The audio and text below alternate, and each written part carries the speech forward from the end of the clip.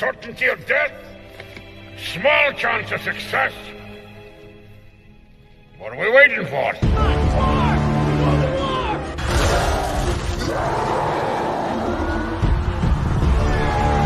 Fellas, I feel this is my lucky day. Brilliant.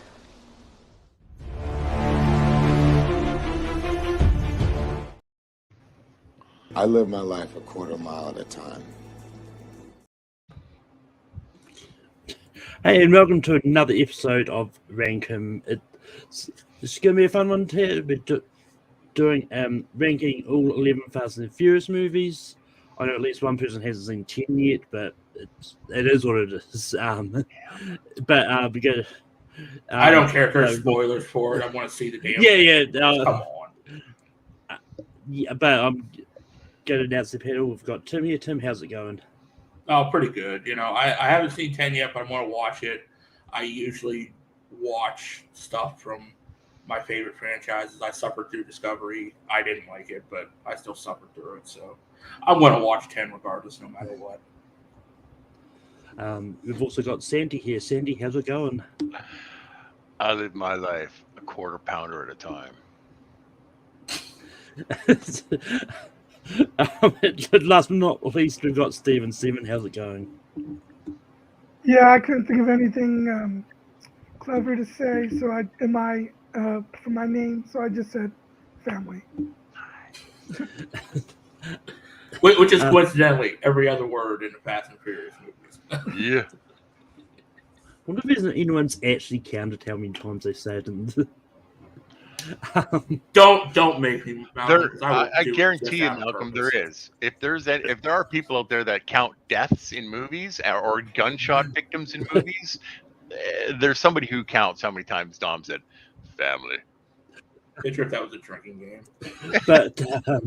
But with that being said, how these franchise ranks works, because obviously it is less than 12, so there's no point in doing the whole nominating movies and stuff. But basically, we're going to vote on what we want at 11, and then we talk about that movie. Then we'll move on to 10, and so on and so forth. Basically, an extended version of our final part of the show, anyway. But Tim, what movie do you have at 11? Well, I'm only going to go to 10. Like I said, with Fast 10, I haven't seen that one yet. But probably at the bottom of my list, I would probably put. I'm going to go with Fast 9. Sandy, what do you have for 11? Well, that's a punt because Fast 9 is mine too. So you got Fast 9 at F9 at 11 too? Yeah. Stephen, what do you have for 11? Fast X. I've got Tokyo Drift, but F9 is actually going to be number 11. Oh no. But yeah, Tim, you can start the discussions on F9. I mean, F9, it was a fine movie, like we talked about before this started, Malcolm. For me, I think my endgame version for the set of films was 7, the last true family story with, Paul Walker gone. Granted, the character's still alive in the universe, but it's kind of hard to do. It goes into that questionable deep fake territory with a dead actor's likeness, and it's always like a touchy gray area, especially nowadays. So I think Fast 7 was kind of like my end game. Everyone was happy. Brian was off with his kid and Mia, and everyone was happy and fine. 9, it was a fine movie for Fast and the Furious.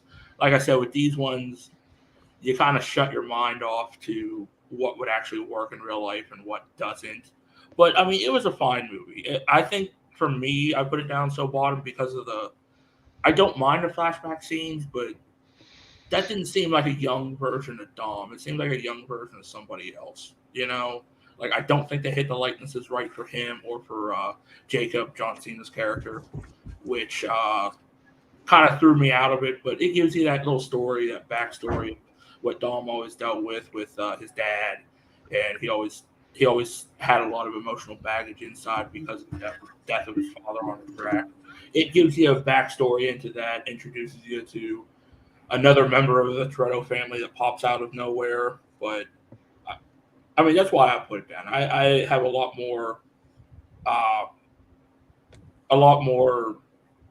better thoughts with other movies in the franchise over 9, but it's still a fine movie, Fast and Furious. Sandy, what are your thoughts on F9? You know what? I pretty much agree with what Tim said on this one. I thought the villain, even though it was John Cena, and I love John Cena, but you know what? I don't think he was the strongest villain in the series. It often found like he was in charge, but sort of not in charge at the same time. So you didn't really know who was calling the shots. But it's like every movie that's going to be on this list. I love them all to degrees, you know, and this is just the lowest. Like I have it on my letterbox at 2 stars, but that's still 2 stars. I don't have like, it's still not 1 or a half, you know, or no stars.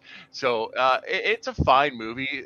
Every Fast and Furious has like at least one holy crap moment, and Fast 9 doesn't disappoint. It has its fair share of holy shit moments.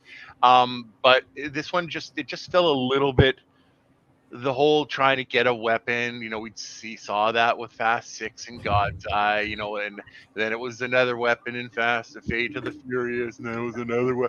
Like the stealing The of Death weapons, Star weapon. exactly. Just stealing these one-off weapons kind of got boring for me at times. I just rewatched it in preparation for this. It's not as bad as the first time, or it's not as the first time I watched it, but it definitely got better the second time because you can see a little bit more. I agree with Tim. I didn't like the flashback stuff, other than seeing how Dom's dad actually died, and then getting to see Linder, who we talk about so much in the Fast franchise before this. So it was good, but I just didn't like. If Dominic is so, it just didn't seem true to his character because he's so family oriented. Like, why would you just take your brother out back and beat the crap out of him? You don't send him away forever, you know. Not if you think family's that important. So, Fast 9 for me, just not right on the, not. They didn't hit a mark on that one for me. Stephen, what are your thoughts on F9? I actually ranked it number 5. I really enjoyed it. I think it's the funniest movie of the franchise because I love. I think Tyrese Gibson and Ludacris are a great, really funny duo. The scene in space is hilarious. So good. Holy shit moment number 2. When this movie was over, I wanted a spin-off of those two.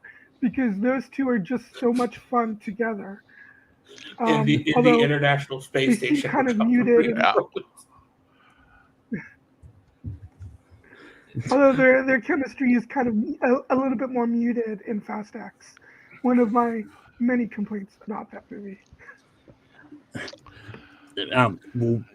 We'll get to Fast X eventually. Yeah.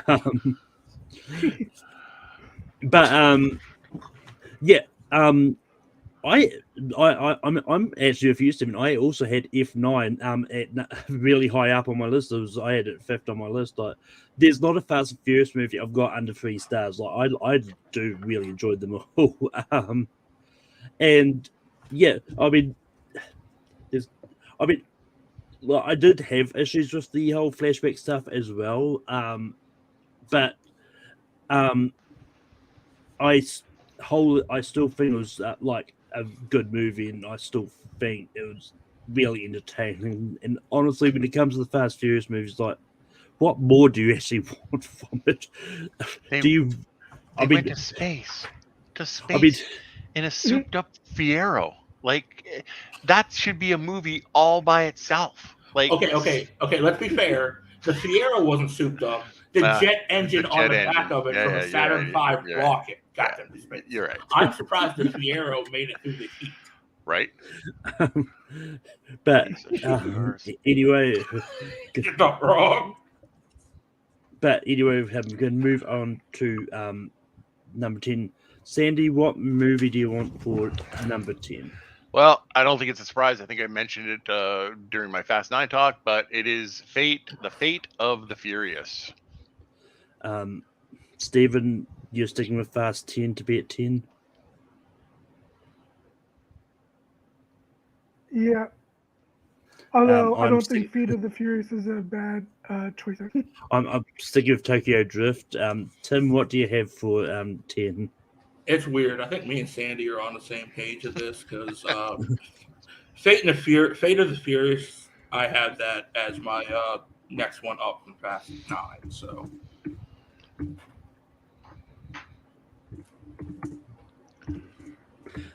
Sandy, what are your thoughts on the Fate of the Furious? So again, there are parts of this movie that are just awesome.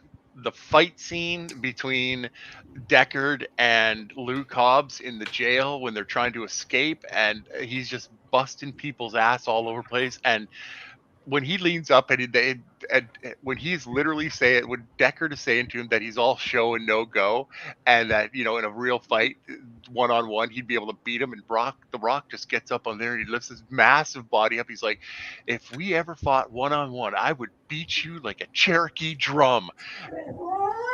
So good. It is so good. Like that part is so great.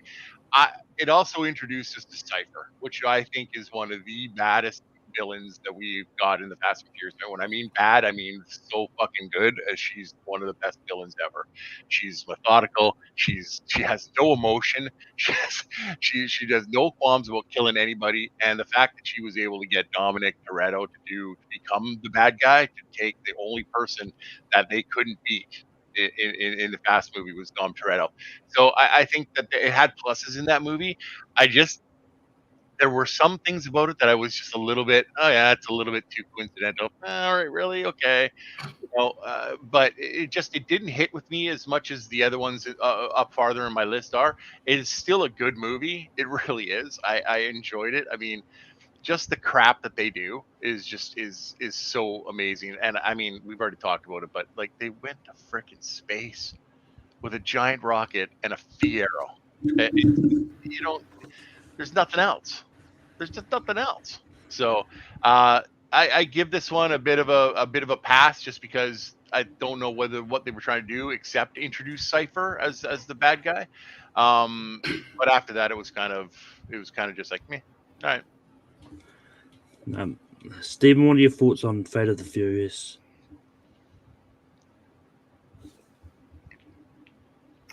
Well, first the good. The scene where the Shaw brothers team up to save the baby on the airplane is a really fun scene.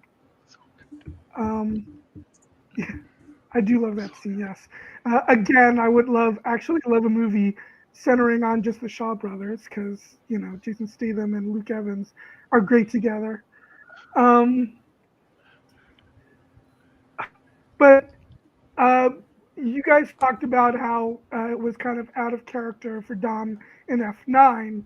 That's how I felt like during the Fate of the Furious. I think the Fate of the Furious kind of poses Dom to be a huge hypocrite, because he doesn't trust his family to be in on anything, so he keeps them out. I guess he makes the excuse for their own safety, but whatever. And also, as much as I love Jason Statham, the whole retconning of his character and making him into a good guy never really sat well with me, especially when he comes in at the end. Like, are you guys forgetting that this guy killed Han? Even though F9 reveals that Han is alive.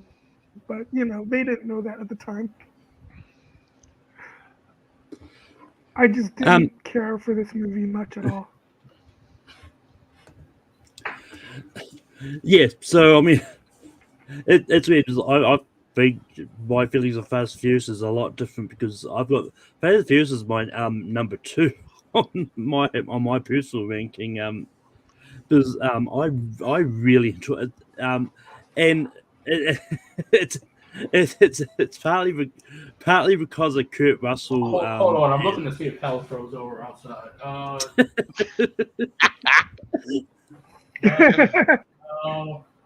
No. Ford's out there having a barbecue in the heat. Okay, we're good.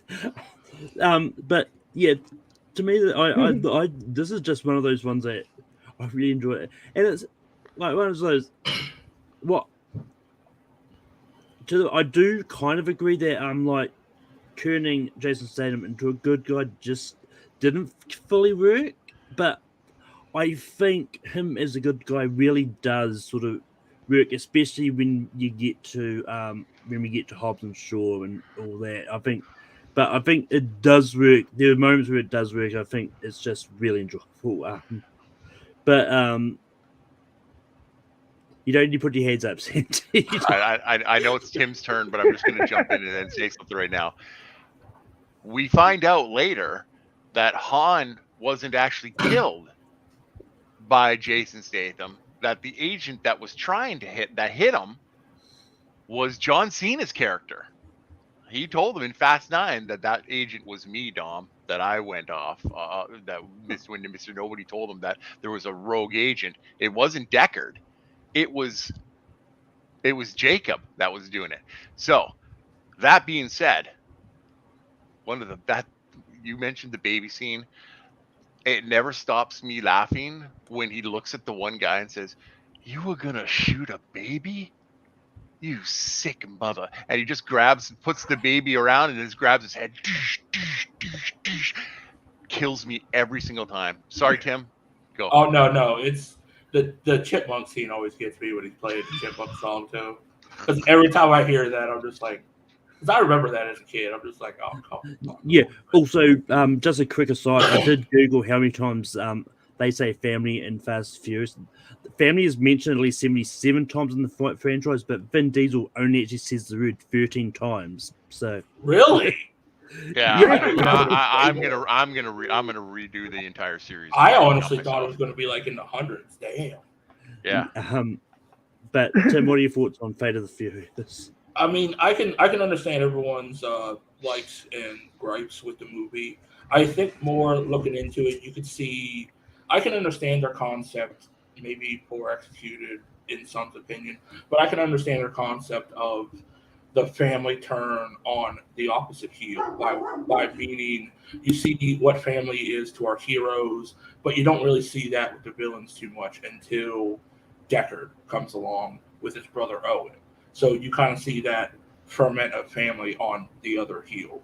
And it can explain his face turn in wrestling terminology. You can use it to explain it as that. Yes, it probably could have been better executed, but it's Fast and the Furious, y'all. This is not the goddamn pianist or the crying game. This is Fast and the Furious. So for what we got, I think it was fine. I can understand the concept of what would it look like with the villains as a family struggle. We kind of got hints of that with Owen in, I do believe it was 6. There's been so many folks. But you kind of got a little bit of that intro with Owen, and you got more of it with Deckard, and now with his mother and his brother. You can kind of understand it. I do get that. I think after 7, it was kind of just, what can we pull off in these movies? Like Sandy mentioned, in 9, we went to space. In 8, we jumped to a Soviet-era USSR nuclear sub with a charger.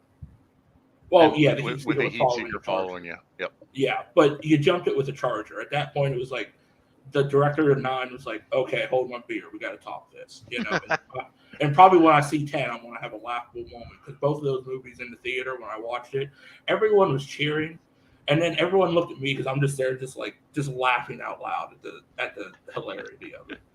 But there is a lot of good parts with Fate and the Furious. You know, it starts up a new story with the post Brian gone from the main group and going with these new characters with with Ramsey, Mr. Nobody, Mr. Nobody's little apprentice, gopher that who cares? He's not Kurt Russell.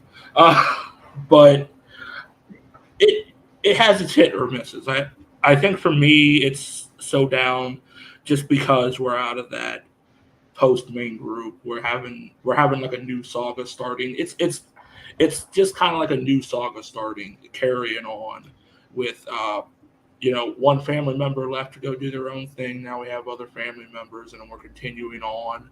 So it's kind of like a new jump start for it, which is fine. It's just 7 was my end game where I covered for it. But, I mean, it's a fine movie. I think others have more fun with them. But it's still a fine movie. Like Sandy said, he gave it 2 stars. Or what was it, 9? He said he gave it 2 stars? Yeah. But, I mean, it's still a fine movie in the Fast and Furious franchise. If you come here for the fun, for the story, for the action, you're going to get all that in Fate of the Furious. You got all that in 9. You probably got it all in 10. I'll say that when I say it tomorrow. Or Monday, because I got to work through it. But that's my thoughts with it. But moving on. I go long, sorry. I mean, technically today is Monday for me, but I'm sorry, we can't all time travel. I mean, they might be able to do it in Fast and Furious later, but anyway, oh God. Quit giving them ideas. But anyway, Stephen, are you sticking with 10 for the 9th spot? Yep, still sticking with 10. Sticking with Tokyo Drift. Tim, what do you have for 9? Well, my next one down, I had Hobbs and Shaw. Sandy. What the fuck, damn. The Fast and the Furious, Tokyo. Oh, God. But Stephen, what are your thoughts about Fast and Furious Tokyo Drift? The funny thing is, it's my number 9 as well.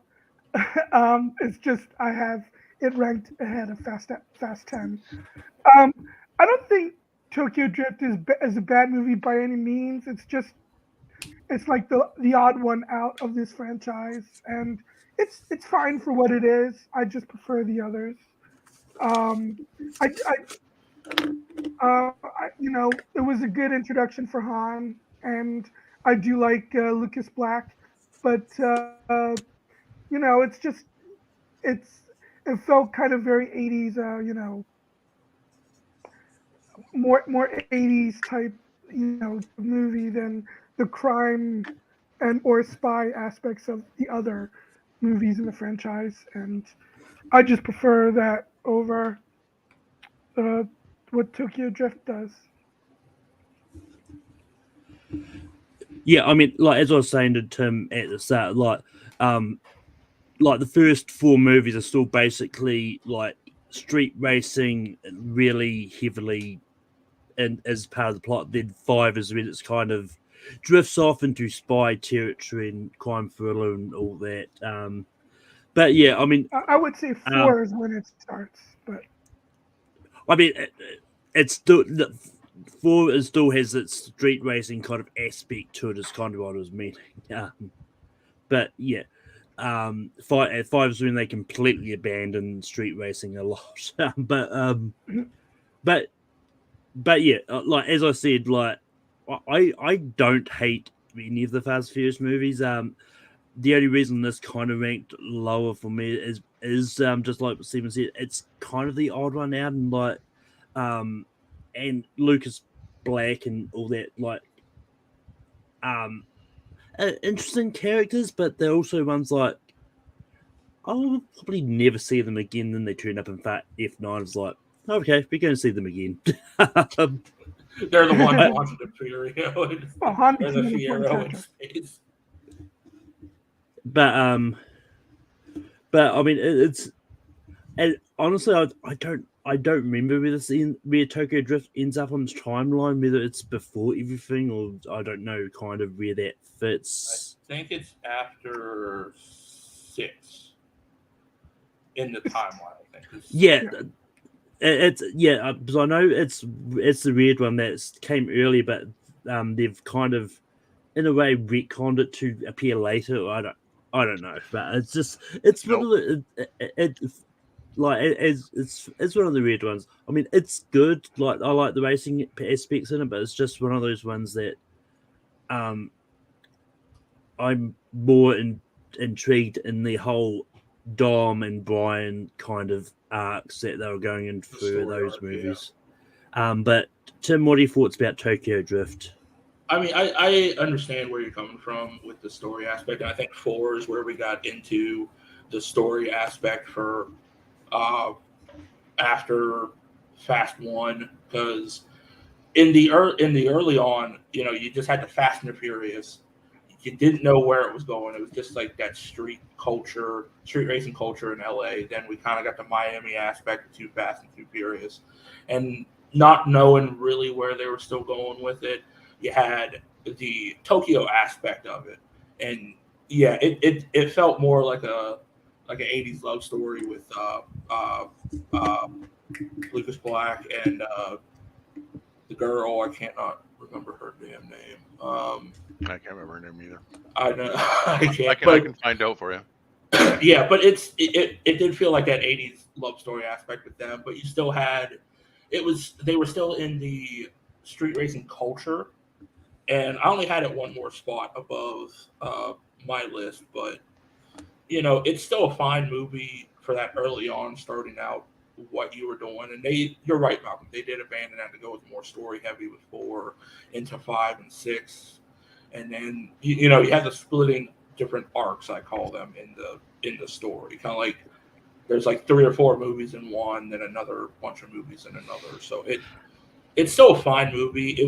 It was still early on. That's why I think it was misunderstood in that aspect. What are we doing with the franchise? Where are we going? Is it just going to be the different racer aspects in different areas of the world, or going to tell a story? And that was the first one, coincidentally, when we talked about this earlier. Chris Morgan this was his first one for story writing. So he carried that all the way from this all the way to Fate of the Furious. So he kind of got his story out, so to speak. This one just fell in it, like you said, a weird aspect in his storyline with this, because you know we think Han dies, but then he comes back. So it's a weird aspect of how this falls in the storyline. But I think this was kind of the first way we're getting into more filling out the universe of Fast and the Furious. Yeah. And I believe that Natalie Kelly is the girl you're thinking of. I was going to. I just couldn't think of her character name. Something like that. Neela, yeah. But that's my thoughts with it. I mean, yeah. But Sandy, what are your thoughts about Fast and Furious Tokyo Drift? I'll be really easy on this one. Tokyo Drift, it means a lot to me just because it's when they decided that they weren't just going to be a trilogy. They decided that they were going to build on something, and they made the story that they could continue, and they found the opportune time to bring that part back, but they started it on Fast and Furious Tokyo Drift, because there's no way that you add Dom Toretto at the end of that and then not do anything with it. So then as soon as we get 6, and at the end of 6, we take care of Owen Shaw, and Big Bad Brother Deckard comes in, and he's in Tokyo. He rammed up Han. He threw the little thing in there, so we knew it was revenge. Blah blah blah. It was forethought, and that's why when Tim says that the writer got this down, and he was the writer up until Fast 8, that's important, because he made the decision in Fast 3 to make this an ongoing storyline. And the last thing I'm going to say. Listen, guys, I know we all want to think that the Fast and Furious is all about car racing, but these movies have all been about crime and crime solving from the beginning. Dominic Toretto and his team were stealing DVDs and VCRs. That's what they were doing. There was car racing, but it was about the crime that made this movie. The plot. That's where we disagree, because I know that aspect is in those first 3 movies, but I still say the culture of the racing is still serious. All about drug dealing, drug trafficking. Well, no, it was about Elion and Fidel, the 2 sidekick characters. I love that. So Tokyo Drift is one of those movies that I like. I really enjoy it, and it really, really did show some forethought in the writing to get to where we are now, because it's all part of that now. The Han storyline is still going, and when you see Fast X, you'll know what I'm talking about when you watch the end. So, yeah, the mid-credit scene is important in this movie for going forward, but I'm not going to spoil it, so no. But yeah, that's Tokyo Drift. It's good, and it brought drifting into our world. Who knew that was even a thing? So I do that in the winter without having learned how to drift ever. Oh, that's easy to do in the winter. Well, Malcolm probably doesn't have winter. No, he doesn't. Yeah. He has no winter. I mean, and I mean, let's be honest. Like, it's not I was saying the X as if the news articles haven't already spoiled the mid-credits scene of Fast and the Furious. Oh yeah, I knew who was there. Who watched I didn't. those? I didn't for this movie at all. I had no idea. I had no idea about anything other than what I'd seen on commercials that I couldn't avoid my eyes for.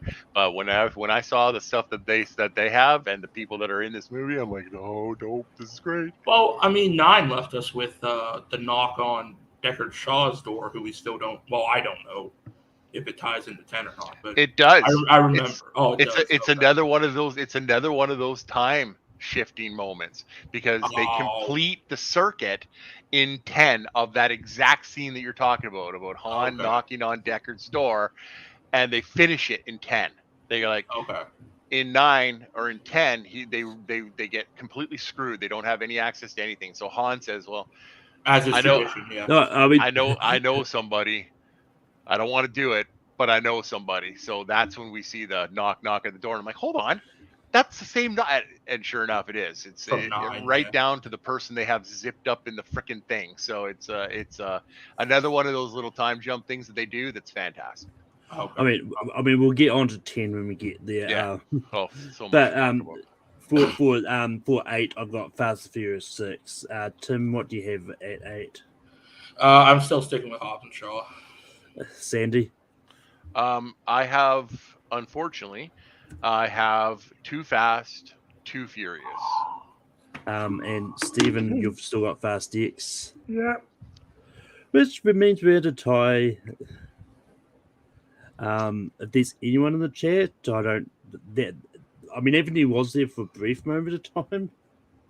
I mean, what's our 4 choices here? We've got Too Fast, Fast and Furious 6, Fast X, and Hobbs and Shaw.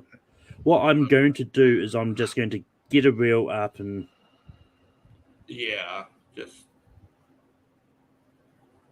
Brian's in the chat and he says 6. He is. Right, is that Brian Michaels? Yeah, no, Nussbaum. Brian Nussbaum. Okay, it was Brian Michaels. I was going to add that to the list.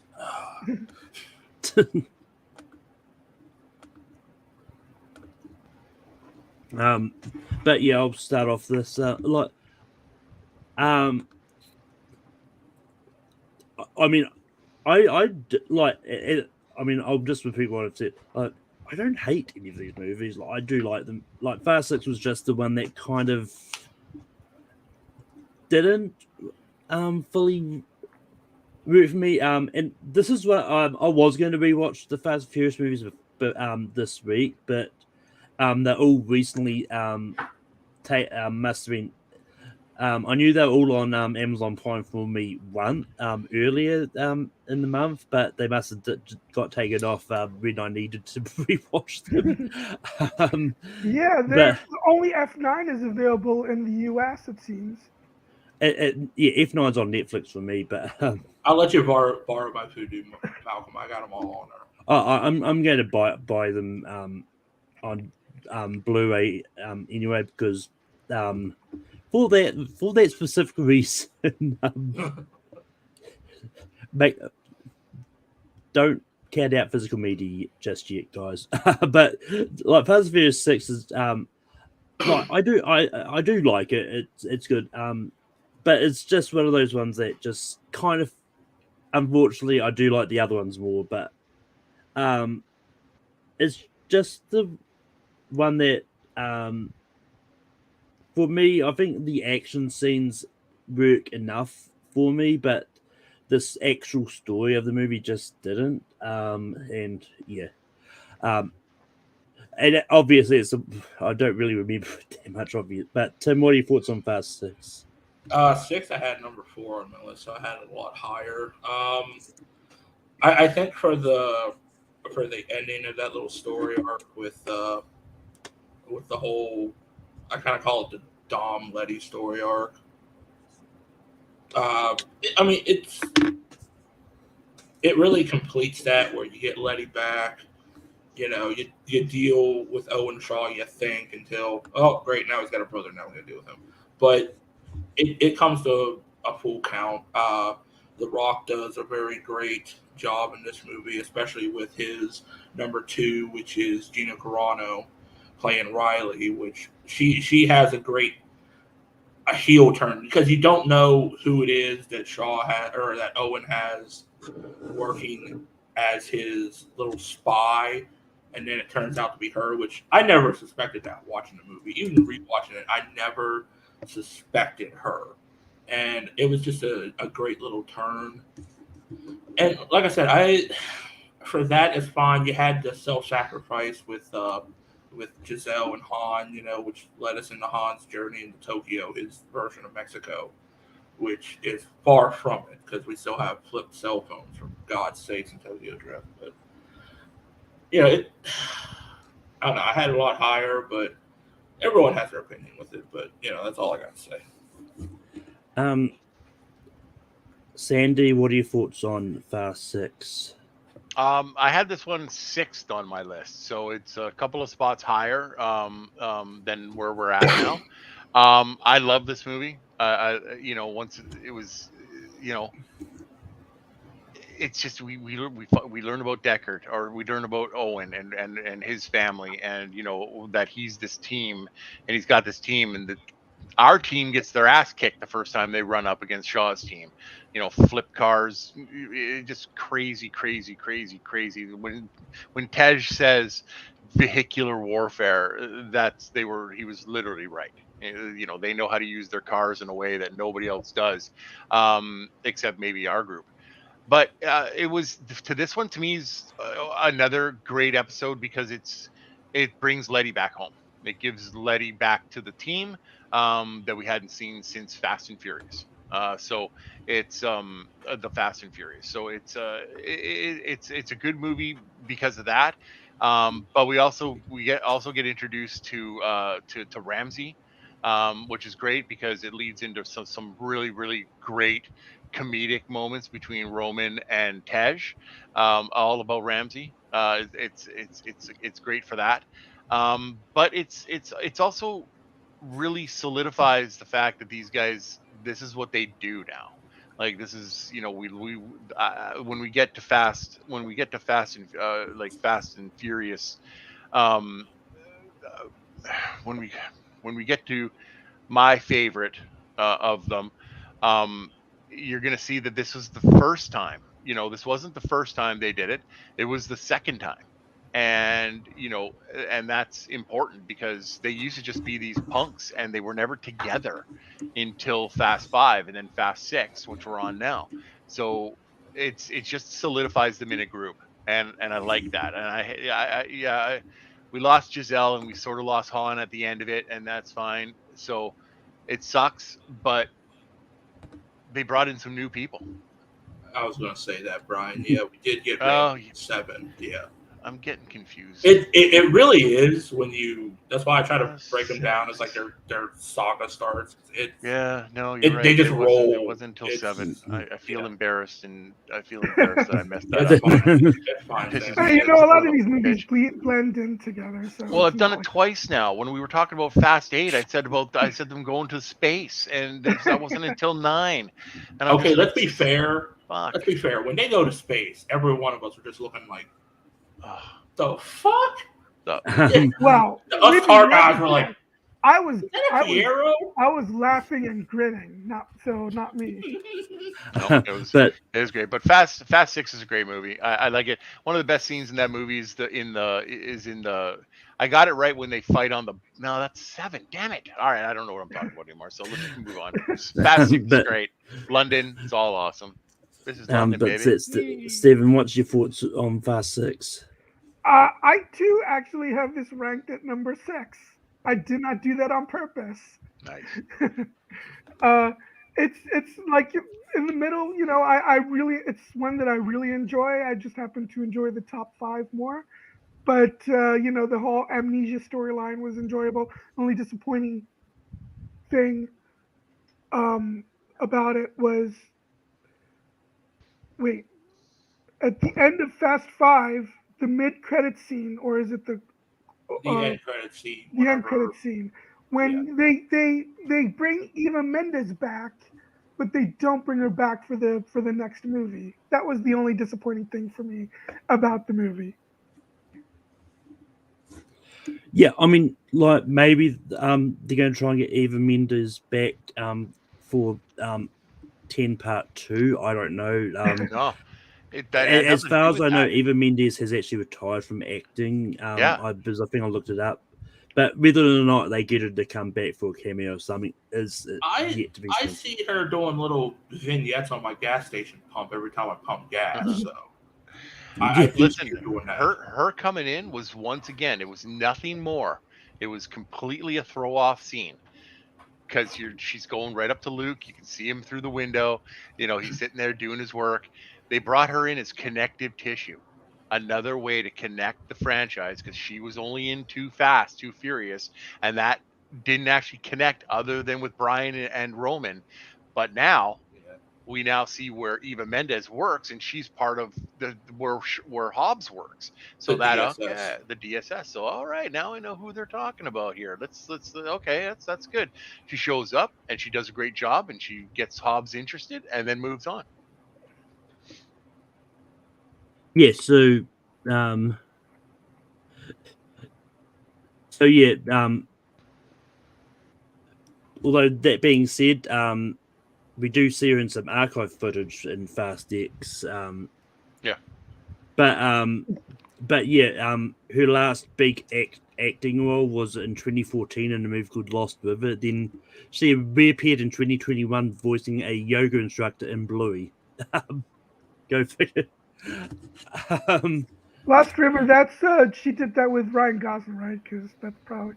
Although actually, they did also Place Beyond the Pines together as well. Never mind. Yeah, well, Lost River was directed by Ryan Gosling, yes. But I thought maybe that was where they met. But then I forgot. No, they did Place Beyond the Pines before. But assuming that Tim is sticking with Hobbs and Shaw, Sandy's sticking with Too Fast, and Steven's sticking with Fast X, we're going to be at another time. This might be a controversial pick, but I've got Furious 7 at 7. I'm done. But Brian, you is the tiebreaker again. We've got Furious 7, Too Fast, Hobbs and Shaw, and Fast X. Which do you want at 7? Malcolm.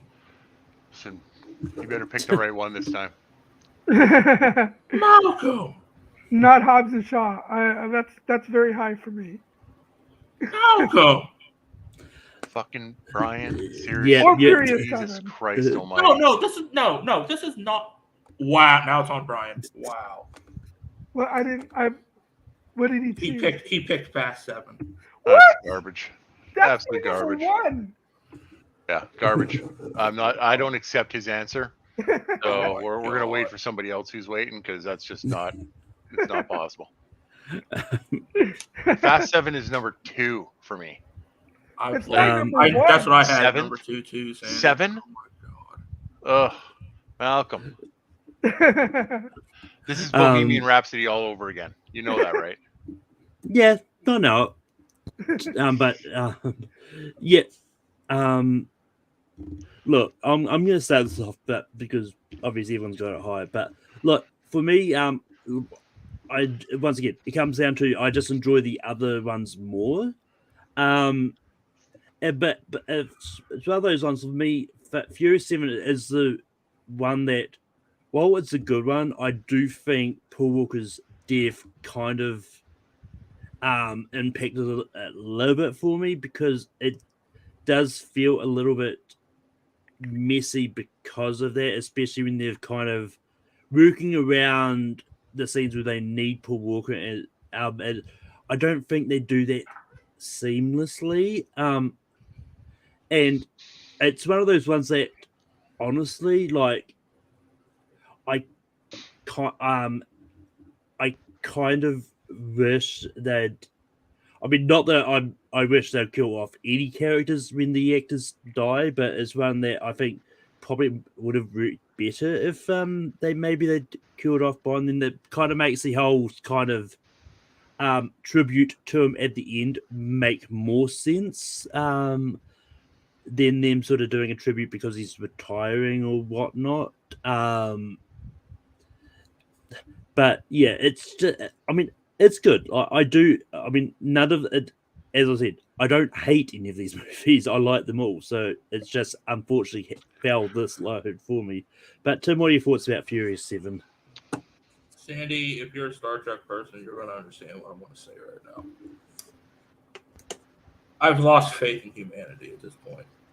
To feel better about myself and humanity, I have to go watch the Next Generation's episode, The Drumhead. Just for Picard's speech to feel better. Nice. I get it. I get your point, Malcolm, of maybe killing him off. But I still think it's a good end to Brian's character of going to do his own family thing with his own family. Yeah, it was a little weird seeing the CGI write-off with him and Dom at the end.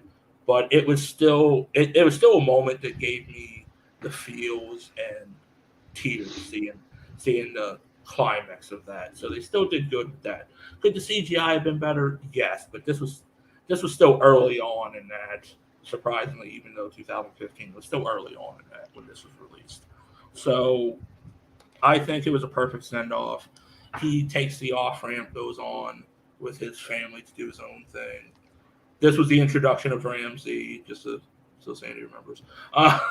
But I still think it was a lot higher with that completion of that version of the family arc. We started with Fast and Furious on down, and this one, it gives us Ramsey, God's Eye. It gives us a further arc we can go on to with one of our family members leaving to actually have that fabled promised life that they always dreamed of like even the Fast and Furious, before they do the final heist, what Dom says to Letty of retiring on a beach in Mexico and, you know, getting out of that life. And this is Brian's, he's out of that life now. He's out of that life with his family, with Mia, his kid. Oh, God, I have it a lot higher. I don't know why, but that, for me, it's just a lot higher than all the other movies. And it hurts my soul that it's at number 7, but that's life. We'll get more into this when we get to Fast X, but I think they they chose the story perfectly for what they wanted to do for Fast X because it gave them a reason to bring Paul Walker back in archive footage, like as a flashback type thing. But Sandy, what are your thoughts on Furious 7? Okay, first off, Tim, I have your answer for you. It's because Malcolm just wants to burn the world. He just wants he just wants to burn it down. He just wants to go around and whatever you like, he's just going to set on fire and go. I don't like so that. New Zealand is Napoleon. Yeah, like so some kids walking around with a balloon on a string, and Malcolm Jones, I just don't like the color. Back and pops it, and just a little string hangs off his. It's that can be the only reason that Furious 7 is this low. I mean, I know there's like some kind of thing with you right now, Malcolm, that you know it's number 7, so you want it to be Furious 7, so it like makes a little 7 Furious 7 on the little screen there. But seriously, this movie is so far and away above 7th place on the list. It's just it's turning me inside dark and hazy. It's like everything is just going to a bad place inside of me, and I'm sorry. I want to fly to New Zealand real quick, Sandy. I film Malcolm popping a kid's balloon. It's what it is. You'll be just we'll be there with our spyglass looking at him. He was like pop. You know, and that's it. Somebody's walking their pet goat. He's just going to drop kick the goat out of nowhere and just, you know, and cause all kinds of harm. It's very tragic, and I've had to deal with this multiple times with Malcolm. So it's exactly Malcolm from out of nowhere, and it's an RKO to a sheep. It's just out of control. But listen, I'll talk about Furious 7 because it is a fantastic movie. It is. I'm not embarrassed to say this, but every time I watch it, I cry at the end. I absolutely cry at the end. Watching, and it's not Paul going off. It's not Paul going off to be with his family. As you see his car disappear, it's the light is coming out on the side. It's his car being welcomed into heaven with him in it. That's what gets me at the end of it. Yeah. I mean, you can look at it. You can look at it that way, and you can look at it. It's him going off in his own. Exactly. Yeah, it's him going off. Exactly. So the only problem that I have with the whole Paul Walker thing is I like that they keep on mentioning him. You know, like in Furious 8 when Dom goes nutsoid, they're all like, we should call Brian. And they're like, no, we discussed this. We agreed, all of us. We made a pact. We're not bringing him in. He's out of the life. But then Mia shows up in 9 and 10. And you're just like, really? Brian would be okay with Mia going out and being in the midst of gunfire and, you know, mercenaries flying all over the place? All right. Okay. All right. You know what? That's fine. But we also saw in 9 that he showed up at the end in his skyline, in the blue skyline. Oh yeah, his skyline. Exactly. We don't see him, but they have always made us aware of the fact that Brian is still alive and he's out there. So when we're talking about Furious 7 in 2015, yeah, the facial recognition software, CGI stuff wasn't up to snuff. It wasn't even up to snuff in 2018 when they did it with Princess Leia. You know what? So guess what? But it's 2000 with Tarkin. Or with Tarkin, exactly. But here we go. It is 2023. The technology for doing this is de-aging, all of that stuff has gotten so much better that it's so hard to tell nowadays. But the rumors that it's going to be that Paul Walker's character might be a completely CGI rendition of him. I don't know. I'm looking forward to it. At the same time, I'm nervous about it. But back to Furious 7. Still has one of the best scenes involving Paul Walker in the bus when he goes to rescue Ramsey. That fight scene between him and the only other guy that's left it alive in there, as they're running up and down the whole thing while it's sliding and out of control. And then he doesn't get to the gate in time, and he's like, too slow. And he's like, shit. And without missing a beat, he turns around, he runs up, gets on top of it, runs, and Letty just happens to show up on time, spins around, and he just gives her and jumps and lands on a thing. And then he does the best thing ever. He hits the ground, and she's like, you good? And he's like, thank you. Just thank you. That's all he says, and that's the perfect line for Paul. It's the perfect line for Brian. It's just thank you, you know, just being there. So I think you know, and I won't disparage you anymore, Malcolm, because you know you really are a nice guy, balloon popping, sheep RKO, and but you know this was a really bad choice, just a really bad choice. I mean, in my defense, I didn't expect Brian to go for it. I thought for sure it was going to be one of the other three. Okay, but to be fair, too, this is going to be a meme. Malcolm from out of nowhere. Yeah, Malcolm from out of nowhere. One of us is gonna set that up right away, out of nowhere with the sheep. Anyway, Stephen, what are your thoughts on Furious 7? I mean, it's number one for me. You know, the only thing I would say about if they weren't going to kill him off, if they were just going to retire him, then as much as I love Jordana Brewster, they probably should have retired the Mia character as well. But even though that would suck because I love seeing her in these movies. Yeah, I mean, I think Deckard Shaw was the best villain of the entire franchise, honestly. I mean, you know, ruthless and cunning in a way that they try to replicate that a little bit with Jason Momoa's character, but it doesn't work for me. We'll get to that later, I guess.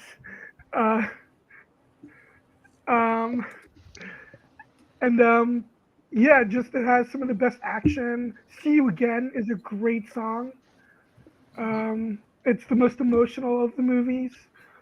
So yeah, I think this, in my opinion, should be number one. Um, but And Djimon Hounsou always popping up is always a good thing, and also was our introduction to Kurt Russell. Mr. Nobody.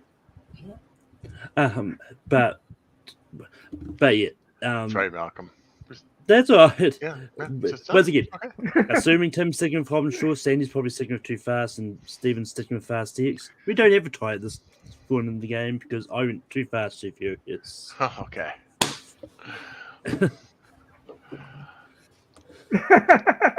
and I got to be with Tim right now because now we have to deal with the fact that Too Fast, Too Furious is ahead of Furious 7.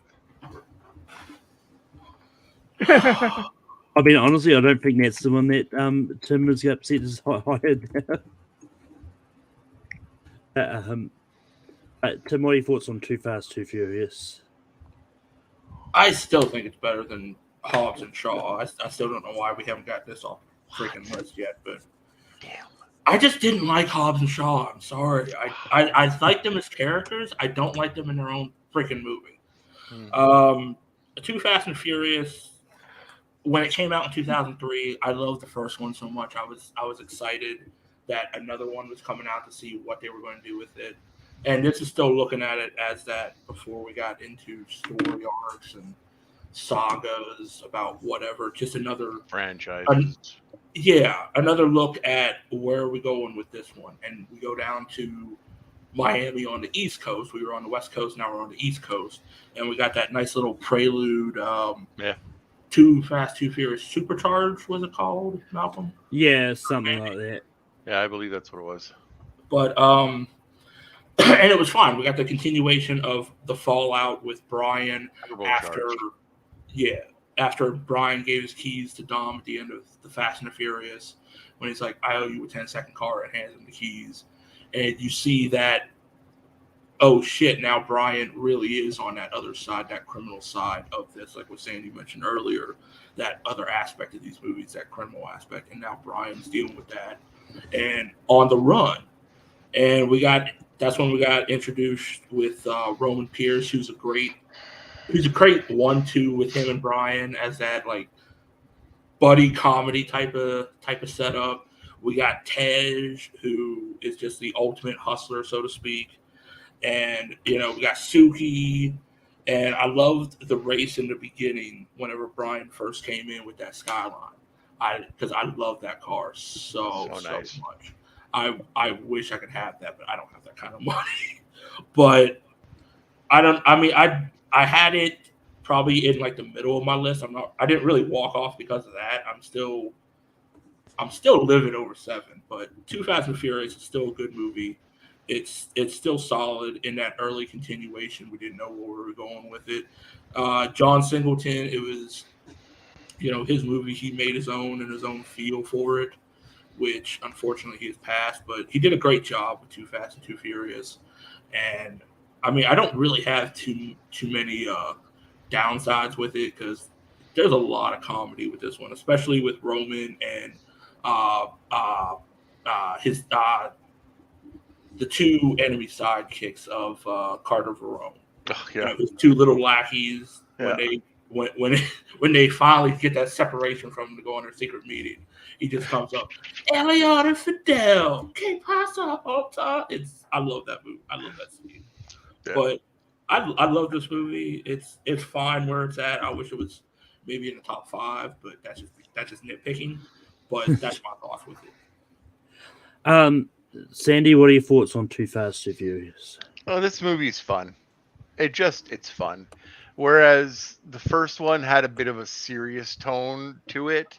And everybody seemed to be, in their roles and, they wanted to take their roles seriously. Young men acting like old men. And there's a little bit of that, but this one went completely the other direction, and adding Roman Pierce to this God-loving series. He's the seriousness. Like I can only imagine that to Brian, Roman reminds him sort of, probably I think in the beginning, of Dom, because Roman's so serious and he's dour and he's always got a complaint on his things. He's always, unlike Dom, he's always eating, because he was in jail, and he makes a big but they kept him doing that throughout the entire time.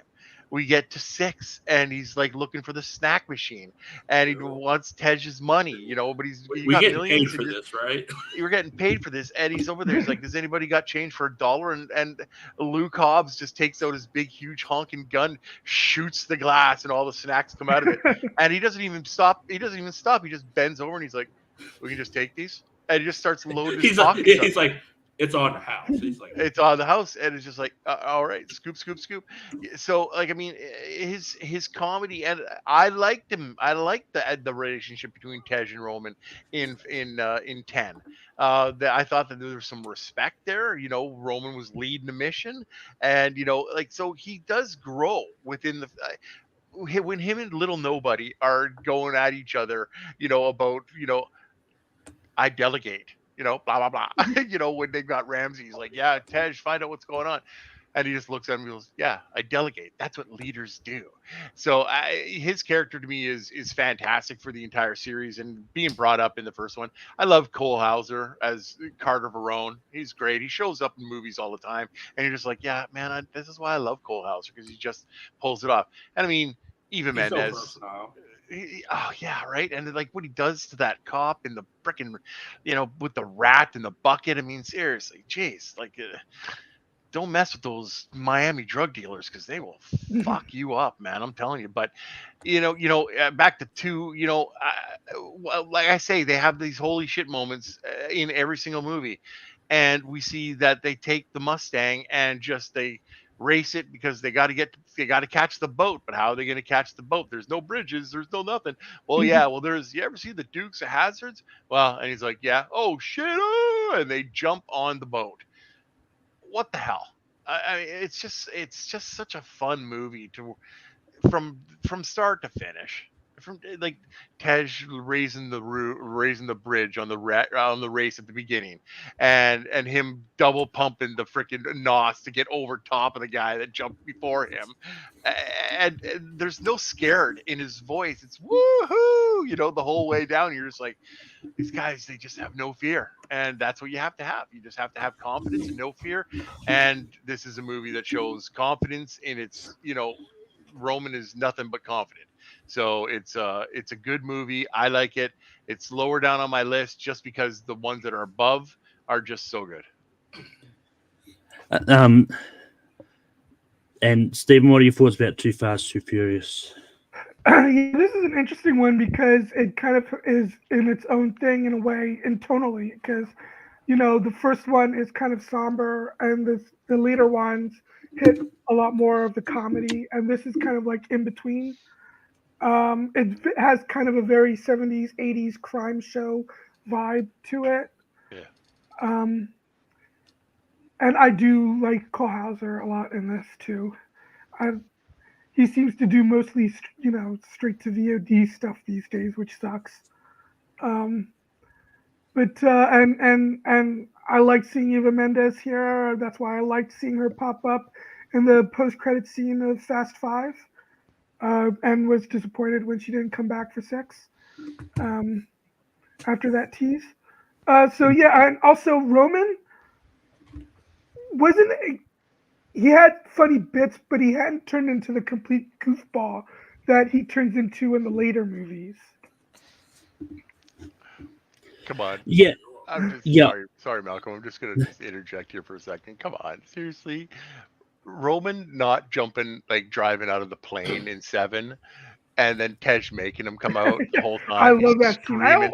And then when they're all down, you see Roman's car just float by. Everybody else. I will say it's this so hilarious. With Steven's thought on it. This was like he was still leaning. It always reminds me of like when Brian and Roman get back together. It's like what Brian could have become, but he became a cop. Got on the straight and narrow to a point, and then now him on the run, he sees a lot of what could have been with Roman, and he plays in that early buddy role with him of Brian, the more serious one with this mission, and Roman, that early comedic foil, but he's got Brian's back, he's got his boys back, So I can understand Steven's point of like an early version of it. Yeah, he becomes more comedic later on, but he still has a serious side because he'll still back up Tej. He still backs up Ramsey, Dom, all of them. He still backs his family. So this is kind of like that early start to his comedic treasure that we love throughout the series. Sorry, Malcolm. I know that went a different direction. I didn't want to take your time. It's all right. But yeah, I mean, like my thoughts on my thoughts on 2002 is pretty much the same as what everyone else says. Like, it's rather like I enjoy it. It's fun to watch. It just ends up in the middle just because I like the other ones more. But I will say, like, from Too Fast to Furious and then when I went to Tokyo Drift, for the longest time before, oh yeah, so what they're going to do is they're going to introduce a different rapper playing a character in each movie because you had Ludacris pop introduced in Too Fast to Furious. Then Bow Wow is in Tokyo Drift. So I thought, oh yeah, they're just and Ja Rule in the first one. Yeah, so I thought, oh, they're just going to add a different rapper into each of these movies, like, and then they brought Roman. I don't think they had a rapper in four, and then they just brought Ludacris and stuff back from 5 onwards. But I just really want Eminem to pop up in one of these. But yeah, Too Fast to Furious. It's like as I said earlier, like the earlier ones. I mean, I like, but when they kind of into the full sort of crime thriller aspect, well, yes, I know, like the first few were still had a crime element to it. The street racing was still heavy on the street racing aspects as well. But from 4 or 5 onwards, it was kind of when they kind of abandoned the whole street racing and then go the whole. Mostly crime over heavy. But yeah. But Tim, you still got Hobbs and Shaw for 5. Yep. Steven's sticking with Fast X. So Sandy, what do you have for 5? So my 5. I just want to make sure I'm at the right spot. Nope. So my 5 is Fast and Furious, the 4th one. Which means we've got a tie because I've got the Fast and the Furious. Oh. Okay, this one I would walk away and just not come back to that one. But Brian, between Fast X, the Fast and Furious, or Fast 4. I never thought I'd say this. Caleb Coho, get in the goddamn chat. I'm just sitting here waiting to see what he says, and seriously, I'm just gonna block him. No, don't do that, Sandy. I know. But I will set up the wheel just in case. He hasn't put nothing yet, so. What do you got, Brian? Tell us. You're kind of our tiebreaker, so tell us. It's fitting. Brian is our tiebreaker. I mean, according to the live chat, there's 3 people watching, but one of them might be me. Yeah, I mean, but the other one of them's me, and the other one's Malcolm.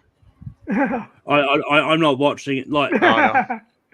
I can see the chat, but nothing there. So he's probably away from there. But so it's going to spin the wheel. Spin the wheel of doom.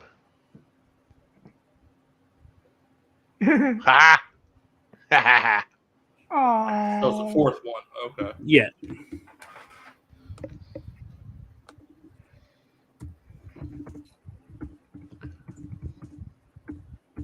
But Tim, what are your thoughts on Fast and Furious? That's pretty much where I had it on my list as like 5, around the middle. Which, I mean, it was a first. I mean, it was that first starting into the saga storytelling, like what you were saying earlier, Malcolm. After we got out of the first 3, and it had its fine moments. It had, the death of Letty, even though we found out that was No. But that's what kind of drew Dom out of hiding, was the love of his life killed off, and it came into a whole new adventure of him and Brian still on kind of opposite sides. Brian now in the FBI after he pissed off he pissed off LAPD, he pissed off, what was it in the second one, Sandy, the DEA, I think. They weren't they. It wasn't the DSS. I think it was the DEA. No, it was like traffic. It was something about traffic. It was like it wasn't ATF, but it was two organizations he pissed off, and now he's in the FBI, for God's sakes. But I think it might have been the DEA. Yeah, but he pissed them off, and now he's in the FBI, for God's sakes, under I can't remember his name, but he has one of those faces that pop up in every movie. Brian's boss in that, but yeah. It's that start that gets us into that saga of Brian just going on the full opposite side instead of dancing between criminal and legal aspect of the side. He goes into the full criminal family aspect of it, breaking Dom out at the end of it. We got the introduction of Giselle, and you're still in that that Morgan storytelling, I'm going to call it, for all those movies. It's a fun movie to introduce it into it. I think it did, like what Malcolm said, get far out of the street racing aspect, really just having it as a plot to get into Braga's running cartel for the one race him and Brian and Papa Smurf and the other annoying little character got into.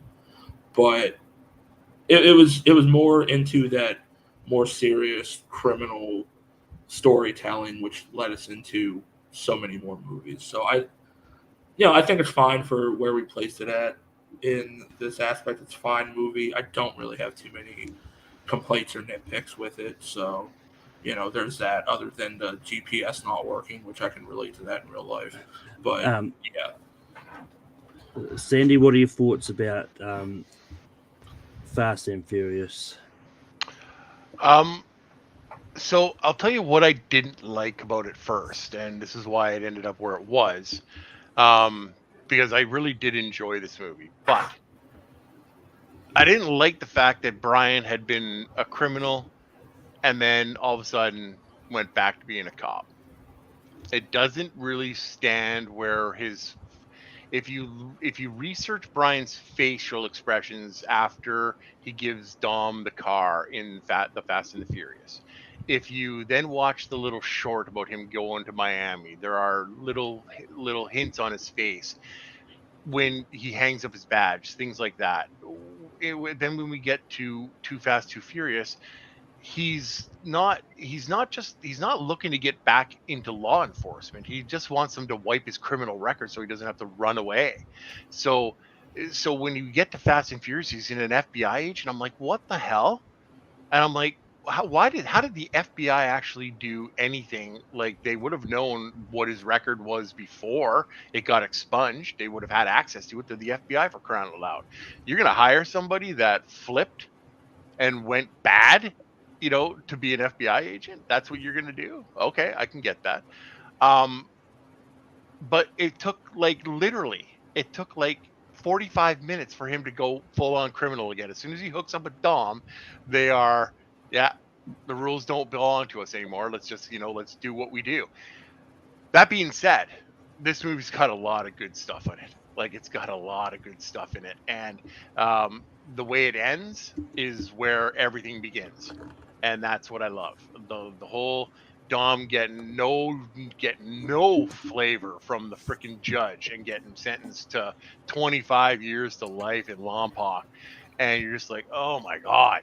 But then, who's driving the Charger? Brian. Mia's got her little sports car, and then you've got Leo and Santos. Leo and Teo. So Leo and Santos. Pulling up and still arguing at each other. That's the best.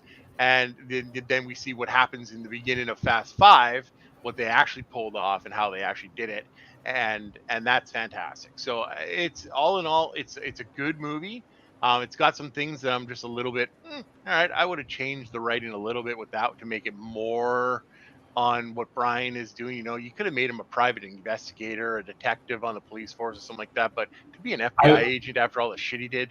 I will say though, Sandy, for who they're going after, I can understand them maybe wanting to try to use Brian's skill for it, but they're right. They should have explained that more.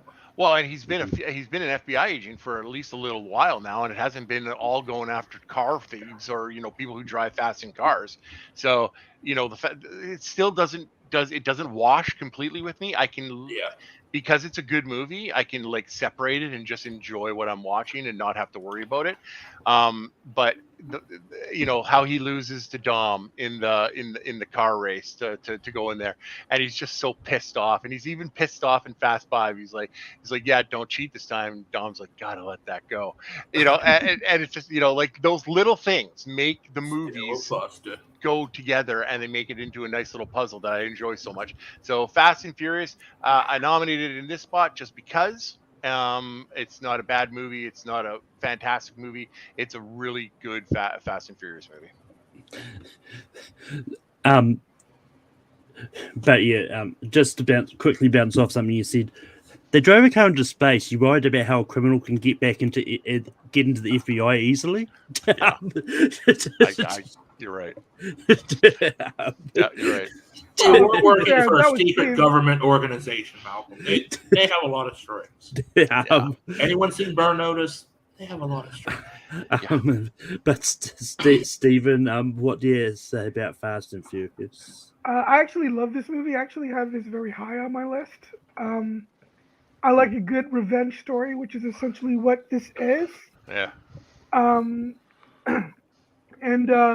I love the tension and dynamic between Brian and Dom and Brian and Mia. And when you find out what Letty was actually doing and how she was actually working with Brian to try and get Dom off. And so I guess, you know, Brian kind of feels responsible for what happens to her as a result. That even goes into sex. Yeah, when he goes into the prison, and the action is great. So I really like this one. It's very high on my list. But we've got 4 movies left. We've got The Fast Furious, Hobbs and Shaw, Fast 5, and Fast X. Tim's got Hobbs and Shaw. Stephen's got Fast X. I've got the Fast and Furious. Sandy can only make it a tie, or but no, because although after you picking Furious 7, so I'm really sad about doing this, but actually at my number 4 spot is the Oh no, we're at the 5 spot, right? 4. 4. Oh, we're at the 4 spot. Okay, where am I? Hold on. 1, 2, 3. Okay, well, no, it's screwed up because like I'm looking at my order, but some of the movies have moved out of it. So my next movie is The Fast and the Furious.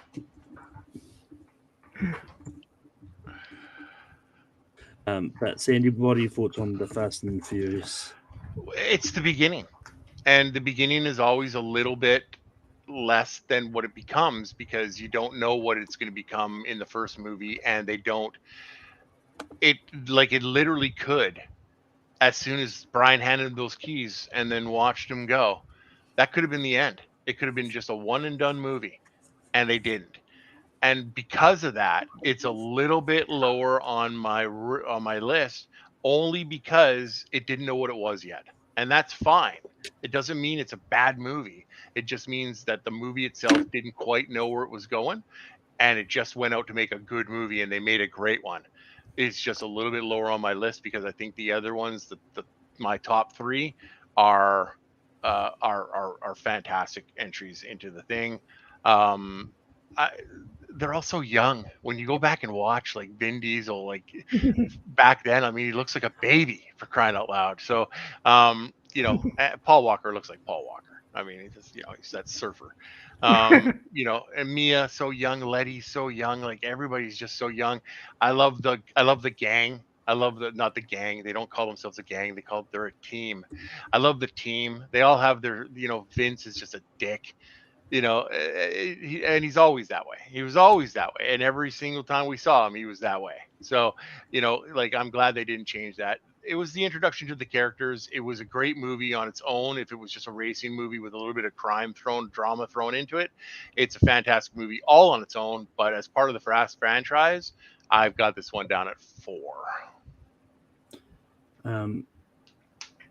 But Stephen, what do you say about the Fast and the Furious? Yeah, it's a good start to the whole franchise.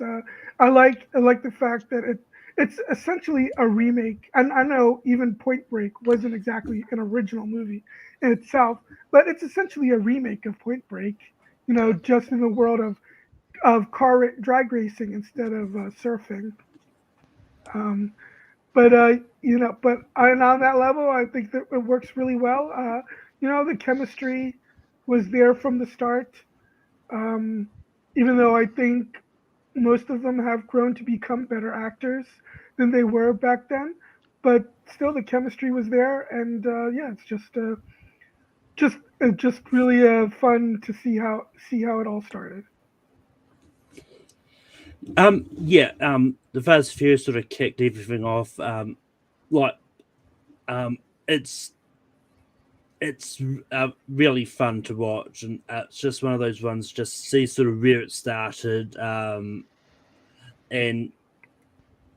all good. It's just one of those ones. Like once again, like when I was, as I said with Too Fast, like it was just one that kind of didn't resonate with me until they sort of kicked off into the going full on to the crime action kind of things, and sort of moved away from the street racing aspects and stuff. But still good movie, and it's always fun to see sort of where they started from. Tim, what are your thoughts about the first Fast and Furious? There are some words I've known since I was a schoolboy. But the first link the chain is forged. Oh, sorry, I'm just watching this to feel better. Wow. See, here's my thing of why this is number 1 for the movies, because this is way before any thoughts of franchise, how we can milk this thing to the bone, like what you've seen with franchises nowadays, Marvel, Wizarding World, Star Trek, Star Wars, how we can milk these Power Rangers, how we can milk these things to the goddamn core. This works for me for a movie just on its own, period. If this was a one and done, it would have been a perfect start to finish. Because even at the end, when he gives Dom the keys and you wonder what then, if they were done there, that would have been a perfect ending. Because it just gives him the keys, he goes, then Brian just walks off. It was a perfect ending for it, of just a start to finish movie about a small little group of thieves using cars in a street racing world, based off, I think it was called Racer X by Ken Louis or Liu. I always miss up his last name, but just a perfect movie from start to finish for a beginning of all this. That's why I think for more it begins at that number 1, because you see the emotional side of what drives Dom, of what drives Brian, and you can see him. They're both on very different aspects. Brian's a more by the books, wants to complete the mission, but he sees Dom's protection of the people around him, his family, so to speak. Even, his brother Vince that he just needs to smack upside the head to stop acting like a fucking jackass. But he understands that love and protection of everybody around him, of even other people like what's his name that Brian meets in the first race, the Mexican dude, the car without the hood, that he's going to go on an Irish circuit. But even just the protection of the people around him, the feel for it, you understand that, and you can see Brian make that shift towards the end, especially once Jesse gets shot. Hector. Right in cold blood. Hector, yeah. when Jesse gets shot, you could see Brian going off on the same aspect mindset that Dom has of, the people that did this, they're going to die, and both, well, not both. You saw Johnny Tran die, but you didn't see his cousin die. You kind of saw him get up all fucked up from his motorcycle. I'm sure he'll make a return later in Fast 25, but as just a regular single movie to start this off, I just think it's so perfect and fitting. And that's why I had it at number one, not looking at what we got after it or what it started, just by itself. That's just my thoughts with it. But yeah. I mean, the one thing I find funny is like everyone criticizes Marvel movies when they kill off a character just to bring them back in some form later. I don't think anyone criticized the Fast Furious franchise for killing off people like Letty and Han and then bringing them back. Because everyone's like, "Oh, cool, Han's coming back." It's like, well, you don't really see a body, so you can't really count him as dead in this franchise. You saw Johnny Tran get shot and die. And here's the other part of that is when heroes die, when they come back, it cheapens the sacrifice that they made. Yeah. I'd be, other than Giselle, I would say that everybody else who's died didn't die in a heroic fashion. So their death was not as meaningful as somebody who saved 100,000 people or 1 million people or whatever.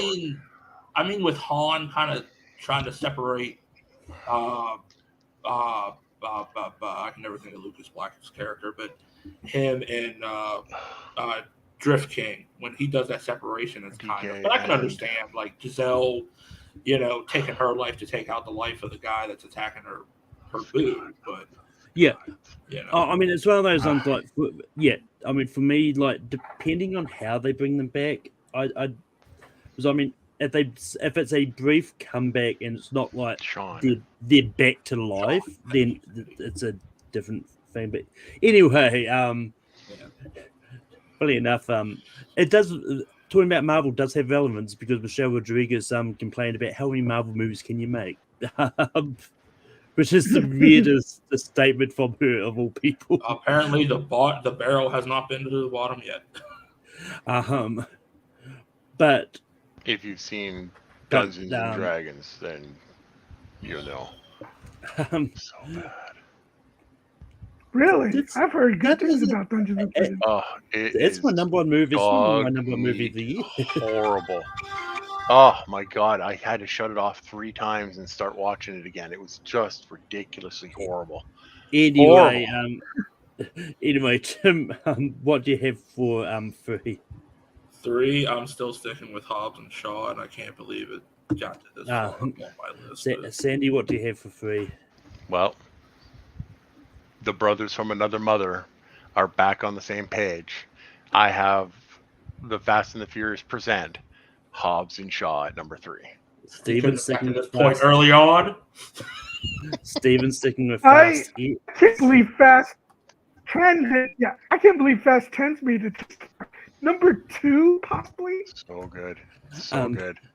But here's where things are interesting. I've also got Fast X. Oh, son of a bitch, Malcolm. Fuck. All right, Brian, get your ass on your keyboard. See, nobody can see Malcolm's hands, so this was a setup on Malcolm's side right here, just to fuck with the rest of us. That's what he's doing. Brian, get on your damn keyboard. We need you. Oh, good, no. I don't even yes, thank you, Brian. What'd he say? Ah, fuck. What'd he say? 10? Well, I mean, this one's just going to be you 3, because... Yeah. I'm going to have to sit here now and defend this movie, which I have no problem doing. What, Hobbs and Shaw? No, Fast X. Oh. I'm going to let Steven get his points out because he's been trying to get it off the board since the start. Yeah, I think it's the worst movie of the franchise. I don't, look, some of the other movies obviously try to do the whole winking at the audience thing. And I think, like F9 does it in a funny way. I think F10 I think it does it in a very ham-fisted way, and it had me just cringing and rolling my eyes through a lot of it.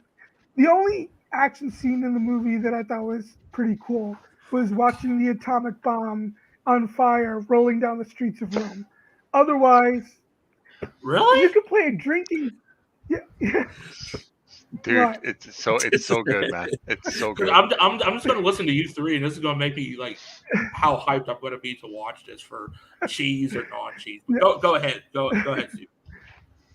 You could play a drinking game of taking a shot every time a car flips, and to push something or You'd be take hammered. something out of something. And 10 minutes. So, You'd be Yeah, you're by the- hammered. bad. Keep going. 10 minutes. You'd be And- hammered. it's just also, I wasn't going to bring this up because it's a spoiler, but since it was already brought up, Giselle's wordless cameo at the very end of the movie, and the I didn't bring it up. submarine- No. I Yeah, didn't you bring it did. up. You said Giselle. You I said said out of all I the didn't- characters. I know, but I didn't bring it up at the end of Fast 10. I avoided that No. spoiler. You said She comes back? I didn't say that. I didn't say it at all. I said No, that I'm her asking death Steven. is- Steven brought it up. Steven. I don't think I want to say anything because I thought he accidentally, or maybe not accidentally. No. I think Sandy was talking about the mid-credit scene with the other one. I don't remember which Dun, credit dun, scene. dun, dun, dun, Well, there's dun, only dun, one, dun, but- dun, dun, dun, I mean, we don't see her dun, body dun, dun, dun, either, dun. so But she gets to be really fucked up like Shaw was. But yeah, okay. Yes. Okay, so for the audience out there, spoilers from now on, because Yeah. now I'm no, not. I'm going to avoid spoilers other than accidentally giving that away.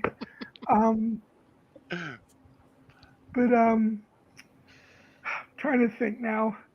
I mean, they bring in a lot of characters, and some of it is fun, some of it isn't. I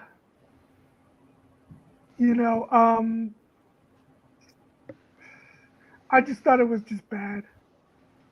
It's the only one that like even like Luis Leterrier, is that the name of the director? Something Yeah. like that. Yeah, Louis Yeah. Leterrier, I think. It's Leterrier. Yeah, Oh, okay. I mean, he did the first couple of Transporter movies, and I enjoyed those. But I don't know. Maybe he's just. But here, I found his direction very workmanlike, and the action not that special. And without giving any spoilers away, I hate the cliffhanger ending. I mean, look, going into this, like, everyone knew it was going to be a two-part. It's essentially a two-part finale. I Before they start Is going it off two-part or into various- three-part? Because I thought he said there were two. Well, did. 2 parts. At the moment, I have no idea. Like, Vin Diesel said 3, but I think the director has said it's at least 2. So, so I don't know. I think it depends on once they film part 2, whether they decide if they've got enough stuff they need to spread it out into a third part. I don't know. It's probably going to be money worldwide how they look at it because they usually make billions of dollars, so it's going to determine that. Yeah, I also forgot to mention, I didn't find Jason Momoa to be all that menacing. He's a very silly character. and that's what makes his character even more fun. Oh. Look,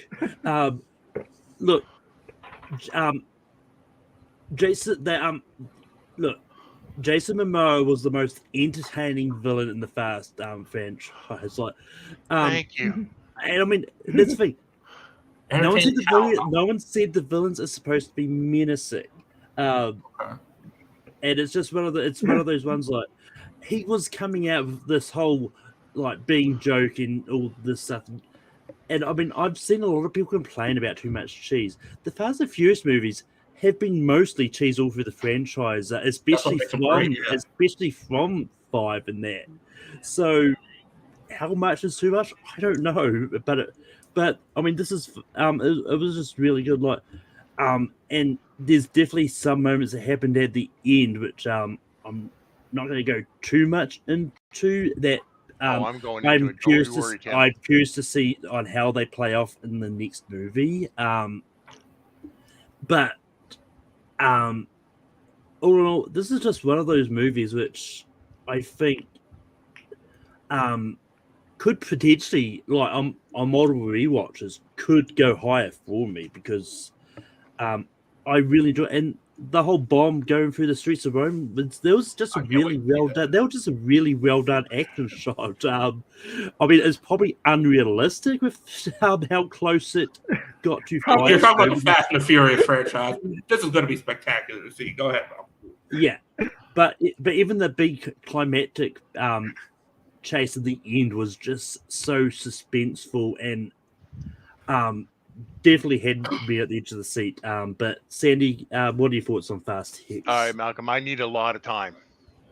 All right, just you cut me off after 5 minutes, but we're going to go.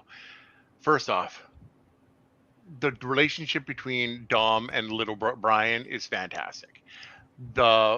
The relationship that he has with him and that and the attitude that little B has, but in a respectful way, he's like the perfect child for Dominic Toretto. It's a great little relationship and I love it. I'll stop on that and go to Jason Momoa. Flat out the best villain ever to be in a Fast and Furious movie. And that's me saying that above Cypher, because I think Cypher is amazing. Jason Momoa is crazy in this movie. He's like a Joker. He's a flamboyant guy. Like when he does something, he's got flair, and he's just like he wears the worst clothes. It's just he plays Liberace in Fast and Furious. So over the top. It's so over the top, and he is absolutely menacing. When he pulls off the first shit and people get fricked up with it, they start taking him real seriously after that. He's menacing. They don't know which direction he's coming to because he's 3 to 4 to 10 steps ahead of them every single time. When you think that this is okay, finally they've got this guy. He's toast. Nope. He slips out. He does something out. He takes a hit but bounces back up. It is the twist with the guy that works for the place, that absolutely the guy who plays Jack Reacher on the new Jack Reacher show on Alan Richardson. Yeah, he played Dove. He played Hawk in the Hawk and Dove part of Titans. Titans, exactly. So he's a great actor, and I love him. But the twist that involves him, bop, it just absolutely blew my mind. What happens to the team? What happens at the end, what happens at the very end, and then what happens in the middle of the end, all of that shit is fantastic. Yes, you know who shows up on the sub that we thought was destroyed in Furious 8? Giselle. She's sitting on top of it, and Letty is seeing her for the first time. Because the destroyed sub? Of the destroyed sub or a similar type sub. So, but yeah, she's in charge. She's got it all. So it's and then, like I said, in the mid-credit scene was like, you hear Jason Momoa's menacing voice. You know, it was Toretto who caused my dad's death. But you took the shots. Dun, dun, dun, dun, dun, dun, dun. Hulking lawman Luke Hobbs is back. And we can all say, screw you all for the, oh yeah, we don't like Vin Diesel. We're never going to work with him again, blah, blah, blah, bullshit. So... nice, exactly. So you guys can both suck it. There was no feud. You guys were planning this all along, and I love you for it. It is amazing. Keep doing it. Oh, we don't know that yet. I did not know that. Yeah, but here's the thing. They got so many different parts of their family all over the place. When they bring them all in, it's going to be a team that Dante has no clue how to beat up on because they haven't been around. So he hasn't. So it's kind of like a Lord of the Rings moment when you have everyone separated. Exactly. Finally come together. Yeah. Well, it did kind of feel very similar to Infinity War, where they have different storylines and different. And that's fine. But if we're going to compare it, to Infinity War. Infinity War is amazing. It's an amazing movie. So at least some of that amazing comes on to Fast X. So it was my number 3 movie. So it actually fit into the actual star thing here. Not because it should have been lower, but this, I loved it. It took the sour taste that I had in my mouth with Fast 9. And it turned it around, and it felt like candy. It was so yummy to watch it. I didn't know that it was a cliffhanger. I didn't know that it was a 2-parter. So when it got to the cliffhanger, I was like, "What the fuck?" You know, I wanted it now. And so then I'm like, "Is this movie coming out next year, or is it coming out at the end of this year?" I think, yeah. But no, the next movie's not coming out until 2025. I'm like, you sons of bitches. Now I got to wait for 2 freaking years for this? Son of a crap. I mean, to be honest, though, on that point, Sandy, a lot of franchises do have that, like, 2 to 3 year skip. Like, I think the original trilogy did, Lord of the Rings. It sucks, but... No, Lord of the Rings all came out one year ahead of a year consecutive. Oh, really? 2001, I thought they were, like, 2 years 2003. No. There's a 1, 2, 3. Because they filmed... They were shot simultaneously, so they had all of them ready to go. They did some reshoots for each 2 and 3. I thought they did that with the Hobbit 3. Okay. No, the Lord of the Rings trilogy too. But then that reminds me of something that Steve said when he was talking about it. Is that it's you know, it's got some campy moments in it, but man, does it ever have some really cool moments into it? I mean, who would have thought that you would have ever seen after? I mean, and I say this just after the last one going into space, but who would have thought that you could drive a Charger down a dam? And I say, to end my cycle, damn. Shout out to you, buddy. I don't think it's going into space, but. And I mean, the other thing I will add is because apparently the one cameo that everyone's like, "What the fuck's he doing there?" Is Pete Davidson shows up out of nowhere. He's in it for like 5 minutes, and it's, I know, absolutely useless. He was the worst part of that movie. So. I mean, I know he was barely in it, but it's the one cameo that everyone's like going nuts over. Like, why the fuck is he in here? It makes me happy because in that scene alone, Ramsey smacks him around. So that's great because Ramsey never gets physical. So the fact that she could beat on somebody is great. So, and the fact that it's Pete Davidson getting his ass beat is good. So, it's like Eldar and Power Rangers in space getting beat up by a Ninja Turtle. Yeah, exactly. Yeah. But then that's once again, that scene is a great scene because of the relationship between Tej and Roman and his money.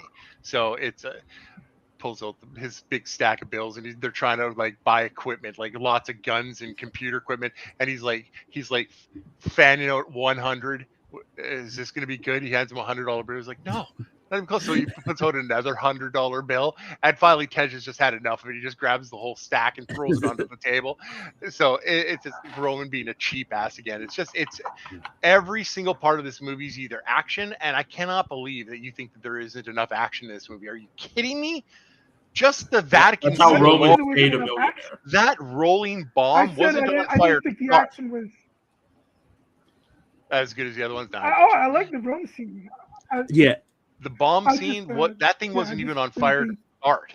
It got on fire later in its roll. And because Vatican City is tilted downhill towards the Vatican, that ball just kept rolling and hitting shit, and it must have weighed 10,000 pounds. They blow up the Vatican? It was it was a bomb going towards the Vatican. Well, it's a nuclear bomb. A nuclear bomb. Yeah, but you get that. Explode. Well, yeah. Then Donald does some amazing car shit, and it gets it, and he uses a crane after he jumps and hits it, and hits the crane and moves the crane around. The crane bangs it and it hits it like a hockey ball, and hits it into the river, and then it explodes and still does major damage all over the place.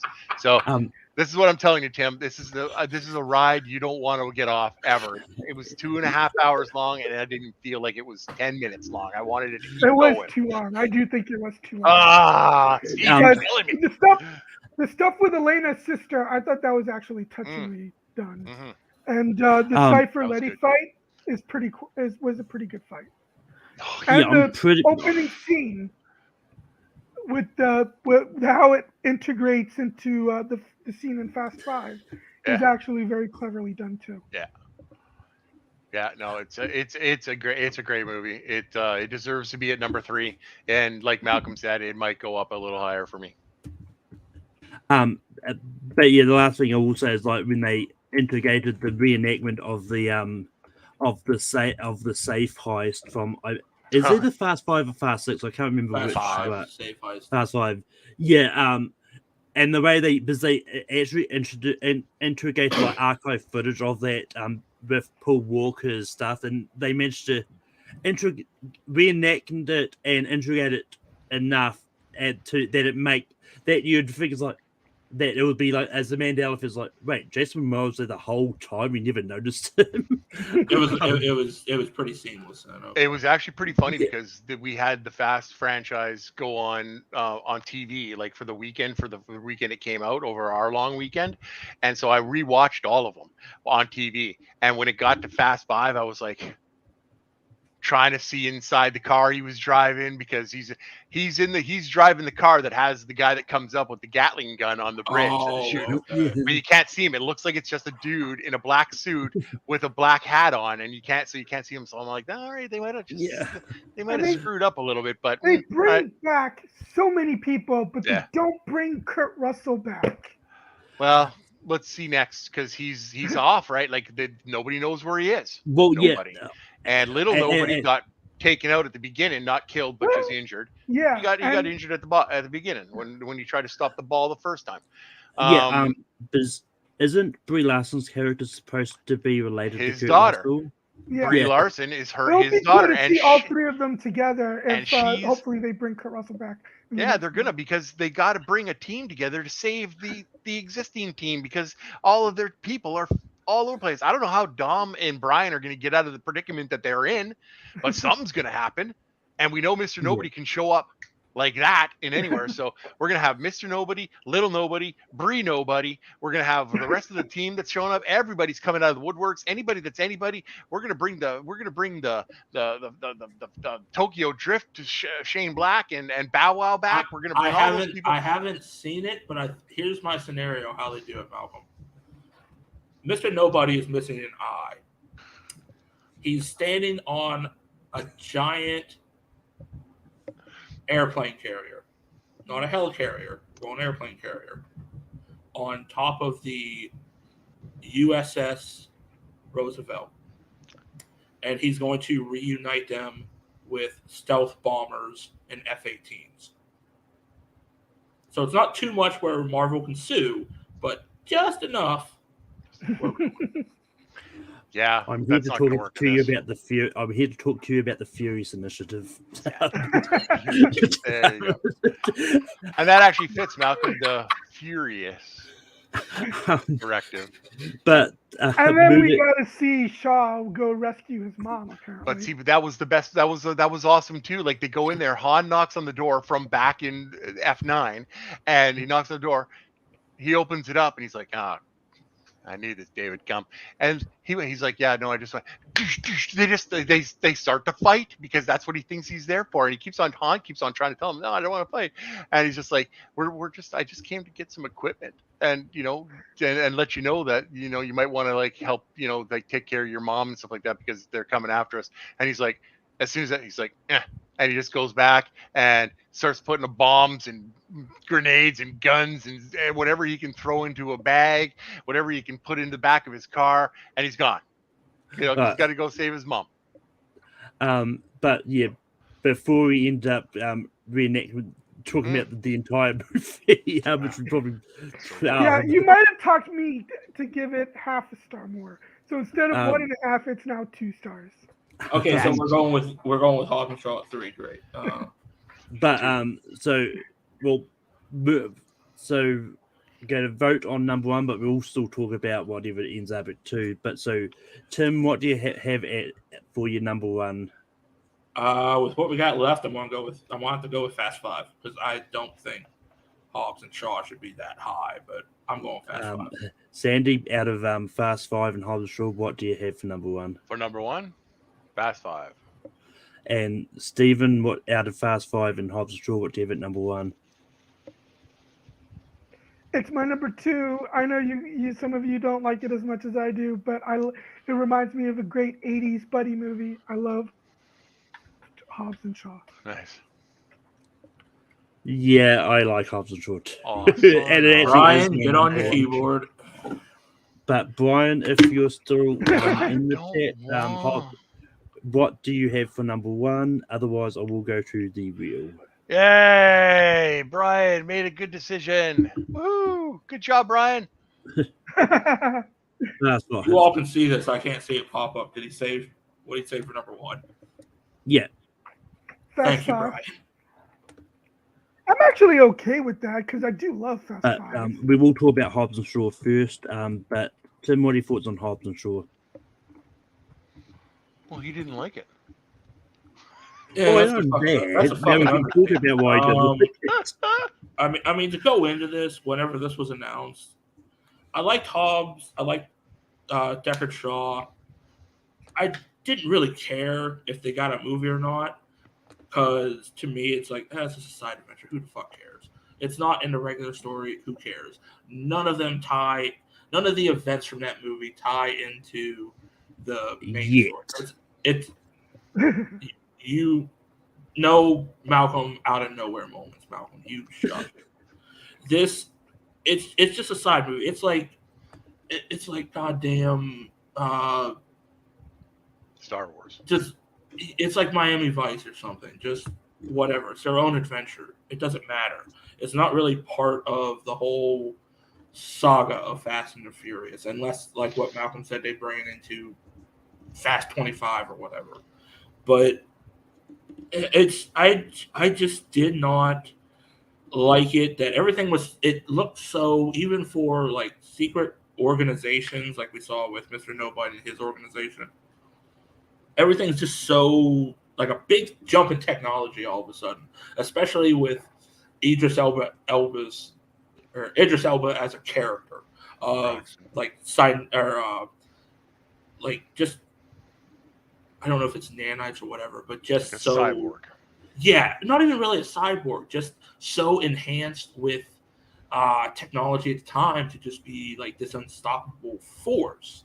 And it's like, how does he not curb stomp these guys into the ground? And it takes a bunch of just primitive technology to beat him.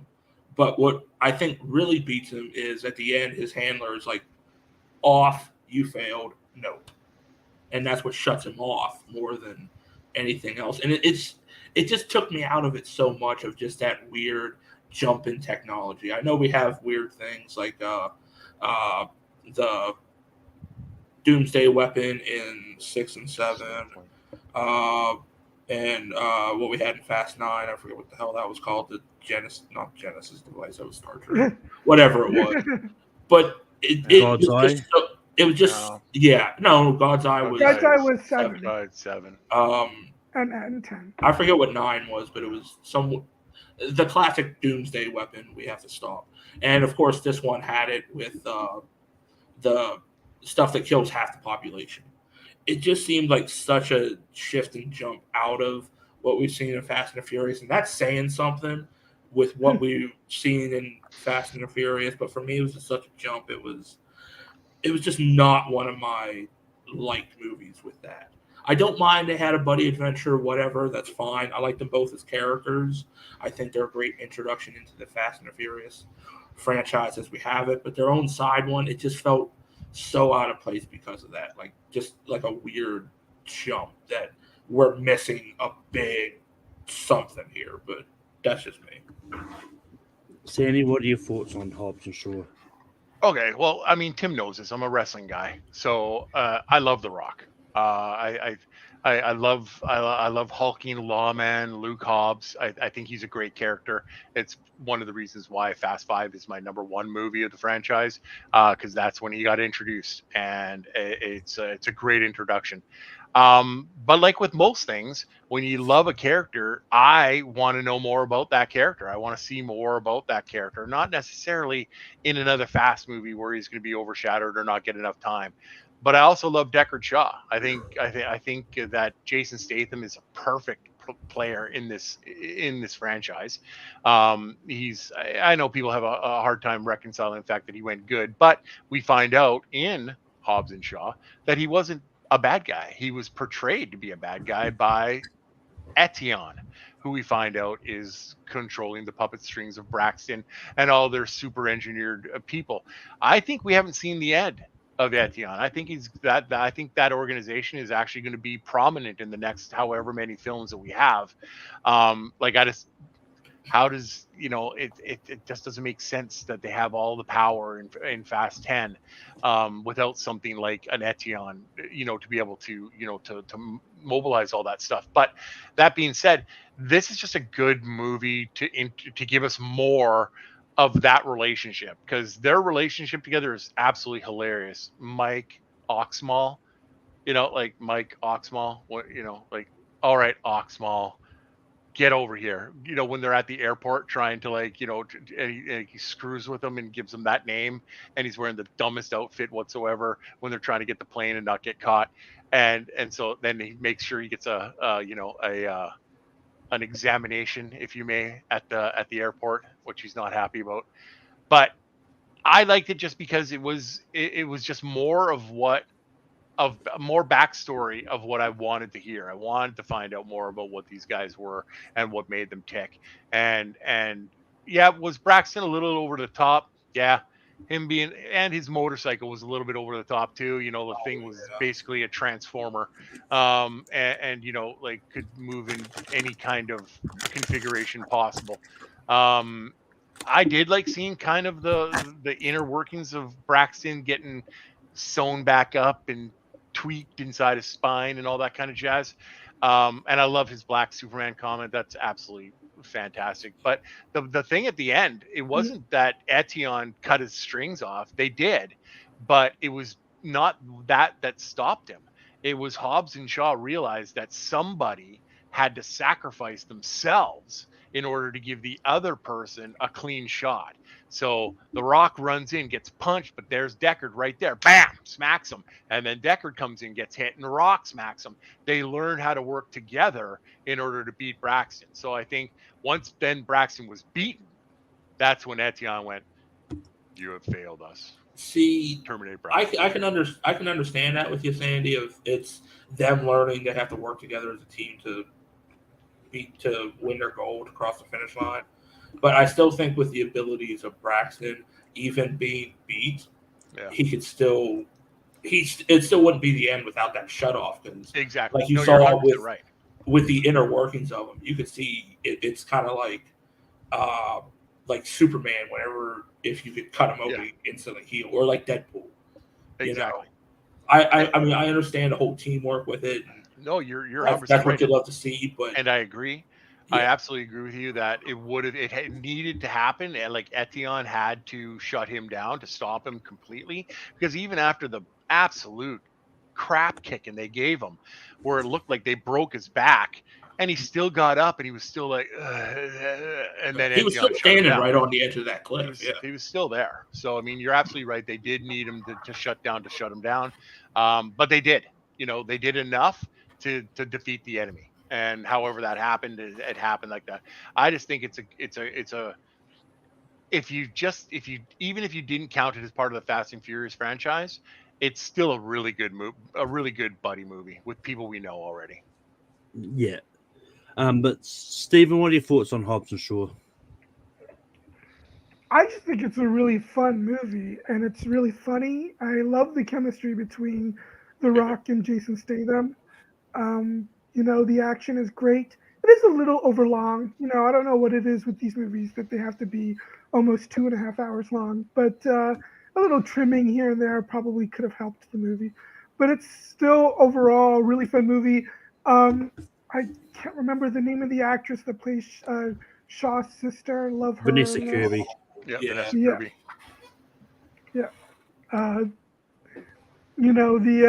Just the interaction, and also, even you've got, fun cameos from, Ryan Reynolds and Kevin Hart in there as well. I mean, I really enjoyed Hobbs and Shaw. It's one of those ones like it's just one of those fun sort of buddy cop movies, and just and it's one of those ones like I do think and I think this movie exists because The Rock had some movies left on his contract, but The Rock has the movies left on his contract. Is like, but he just he had this feud with Vin Diesel because as far as of yet, I don't think we've yet to see The Rock and Vin Diesel on screen together. And since last time they were there, because I think the last movie that they were one of the later Fast and Furious movies, I think they were both The Rock and Vin Diesel were doing different things in that movie. So I think whether or not this feud is real or not, I don't know. But until we see them on screen together, I kind of believe the feud is kind of real. There's a wrestling term that you will know, Malcolm, and it's called mark. They have no feud. They were lying. Hobbs and Shaw was being filmed or was in the same timeline as Fast 9. That's why they didn't cross, and that's how it was. And now he's going to come back for Fast 10. He's only missed one movie, so the feud is so real. Oh my God. Technically, he missed 2 movies because they added his scene in Fast 10 after the movie had already filmed. Well, and that's fine. But if there was this huge feud, why would they add his character in at the end? Well, I mean, that's he's going to save Dom. I just have no idea if the feud is real or not. I'm not saying it is or it isn't. I have no idea. Yeah, I mean, it's whether or not they added it on after the movie had been filmed, I don't know. It's probably just a case of The Rock was busy doing his 50 other movies that he has in projects. Like they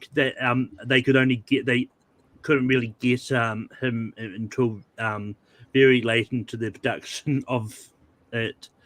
But I mean, it's one of those ones. But I do think we're probably going to see at least Vanessa Kirby's character back again, and maybe in Fast X, because I wouldn't be surprised if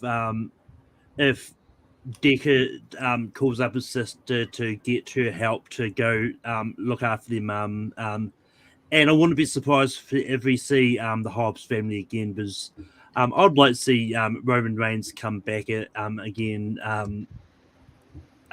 As Luke's brother, plus Cliff. I mean, although with Cliff Curtis being The Rock's brother doesn't really make a lot of sense to me on paper because they don't really look a lot alike. But are we going to see the Usos doing a 1D on the bad guy to end the series, and that's how it ends? That'd be so good. But moving on to our number one, which is Fast 5. Tim, what are your thoughts on Fast 5? It doesn't have Roman Reigns, so that's a good thing. So we don't have to stand up at the end of it, raise our fucking fingers, going, "What the hell?" But Fast 5, I think it was like number 3 or number 4 on my list because I think we were robbed here that it should be the first Fast and Furious, but this is rigged. I want to recount.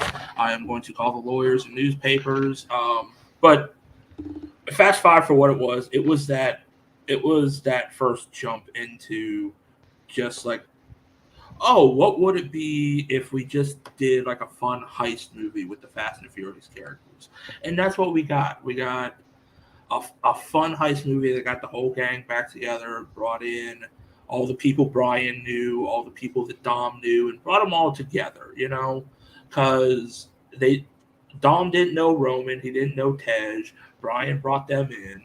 They both knew Giselle. Brian didn't know Han, so Dom brought him in, and Leo and Santos, even though all they really do is just blow up the toilet and then have to go in and do their part. But everyone has their own little part they do. Leo and Santos are kind of like the heavy lifters, kind of like the workers working on the pipe. You know what I mean? They're kind of like the doers of actually moving stuff. Then you have Han, who's who can blend in everywhere. You have Giselle, who's the weapons specialist. You have Mia, who's kind of helping with comms with Tej, which is his specialty. You got Roman as just the jokester that can talk his way, yeah. And then you got Brian and Dom, which is kind of like the two level heads, the two calm ones of them all. And then you have the introduction of Hobbs, who is kind of like just this wrath of God caveman to get the job done, which is a great introduction for him, and I think for Elena too, who is just this the only honest cop in Rio, which is hilarious because it's so corrupt, but it adds just a nice grouping of everyone together. It's a good overall story, and I still want to look back at that scene because I still think it is just a guy like a black suit and hat driving that thing. But I'll have to look back into it. But I mean, it's a fine movie for what it has. It was a nice ending with the switch of the safe at the end, and you saw that little montage how they did it, and everyone's excitement for how they got money, and of course Leo and Santos go fucking broke. But we don't know. We don't know that. We don't know that. We know that in the next one. No. Yes, we do. Yes, no, we don't. Because in Fast 10, when Santos shows up, Mia asks him, "Where's Leo?" And Santos says he's opening a restaurant in New York. Okay, he might have got investors. We don't know this. They could have lost the money in the casino because the only way they would have lost the money in the casino is if it would have landed on green, because Leo put it on red and Santos put it on black. Okay, but for both of their faces, it was not happy faces, so I think it did land on green. But I don't know. But for what it was and what we got for that, from a tonal shift into a genre type of combination with all these different characters, it was a nice start. And of course, it led into 6 and 7, and then the rest of them down the line. But it was a nice little start, and I think 4 helped set that up with more Brian and Dom and Mia. But it was a good little change of pace for the Fast and the Furious franchise, which was probably needed at that point, of finally having a place to go forward. Of, are we doing this? Are we doing that? Or are we sticking with the street racing aspect in different areas? And it was a nice little tonal shift of this is what we're going forward with. And overall, I think that was probably the best one of that little of the Morgan storyline. I'm going to call it the Morgan timeline, I'll say. But that's my thoughts. And to answer your question, Chris, it was a 4-way tie, and the chat got the tiebreaker vote. Yeah, where were you earlier, Chris? Seriously. I'm not even being nice about this. You want to comment? You show up early so we don't have to deal with the dissatisfaction of being Fast 7 being at 6. Okay. Sandy, we still would have had a tie because Brian would have voted 7 and Chris would have voted something else, and we still would have had a tie. We would have had to go into the damn wheel. I would have gone to the first comment that came up. It's always the first comment that comes up is the one that breaks the tie. And if he would have been here, he'd have been before Brian. Also, I find it funny that Sandy's upset at Brian. Right. I know Brian's also Canadian. Yeah, I know Brian's also Canadian. So, I know he messes with me. Take care of business, Sandy. But Sandy, what are your thoughts on Fast 5? Simply put, Fast 5 is a perfect movie. It brings everybody together. There's a reason to bring everybody together. They have to put a team together. So, of course, Brian knows some people. Dom knows some people. They all put them together, and they make this amazing team that we see for multiple movies going forward. They work so well together. They all have their skill set, and Dom knows every single person's skill set. And if he doesn't know, Brian knows. And it's so important. And once again, we sit back and I say, they introduced Luke Hobbs. And Luke Hobbs has become a major, major player in this franchise. And it was important to see where he would start out. Like, he was a by the book. Names on a paper showed up. And I don't care what these assholes did, what they didn't do. They're just names on a page, and I'm here to get them. And that's it. A bullet more, not a bullet less. Exactly. And, bringing in Elena as the cop, I love he said, why her? She's just a patrol person. I like her smile because he just doesn't care. That's not what he really thinks. Like, he's not going to tell the guy what he really thinks. He's going to say, well, okay, two things. What can I do for you? Two things. Get me an interpreter. Yeah. Why do you want her? She's got a smile. What's the second thing? Stay the fuck out of my way.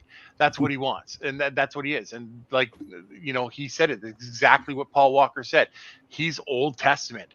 Like, he is wrath of God, bullets burning, brimstone kind of shit. He will do whatever it takes to bring you in, even if it's in a body bag. So bringing him in and showing that character and showing Elena, and then the relationship that spawns between Elena and Dom, because Elena is such a good cop that she doesn't believe they should be chasing Dom and Brian because they didn't kill the federal officers, and she knows this. And she also gets that interaction with Dom where he goes get his necklace back, and that's really quite pivotal because the necklace doesn't really play a big part in the franchise up to that point. But then we find out how much he means it. But it's start to finish just a perfect movie. The race scene with the vault on the back, having them swinging it around and bashing things, like when they put it through that bank, and Mia's like, hold on guys, I'm hearing a lot of chatter. Did you guys just take out a bank? And Brian's in the car laughing, like that's it. It's so Brian and it's so Mia and it's so them that it's just not and the plan was so good. Like, okay, we know we can't get away with this money, so we're gonna get it into a garbage truck, and we're gonna take the fake one that we brought, and that's gonna be so much easier because it's not gonna have 200,000 pounds of money in it. Now we can fling it all over the place, and Dom does that, and that's how we get to where we are at Fast 10. It all ties together, and that is why it's such a perfect movie. It just ties everything in together. Once you get to where we are now, you start to realize, oh shit, I never paid attention. That doesn't work, but I can understand that. Exactly. Like, there are some things that you have to suspend disbelief. Mm-hmm.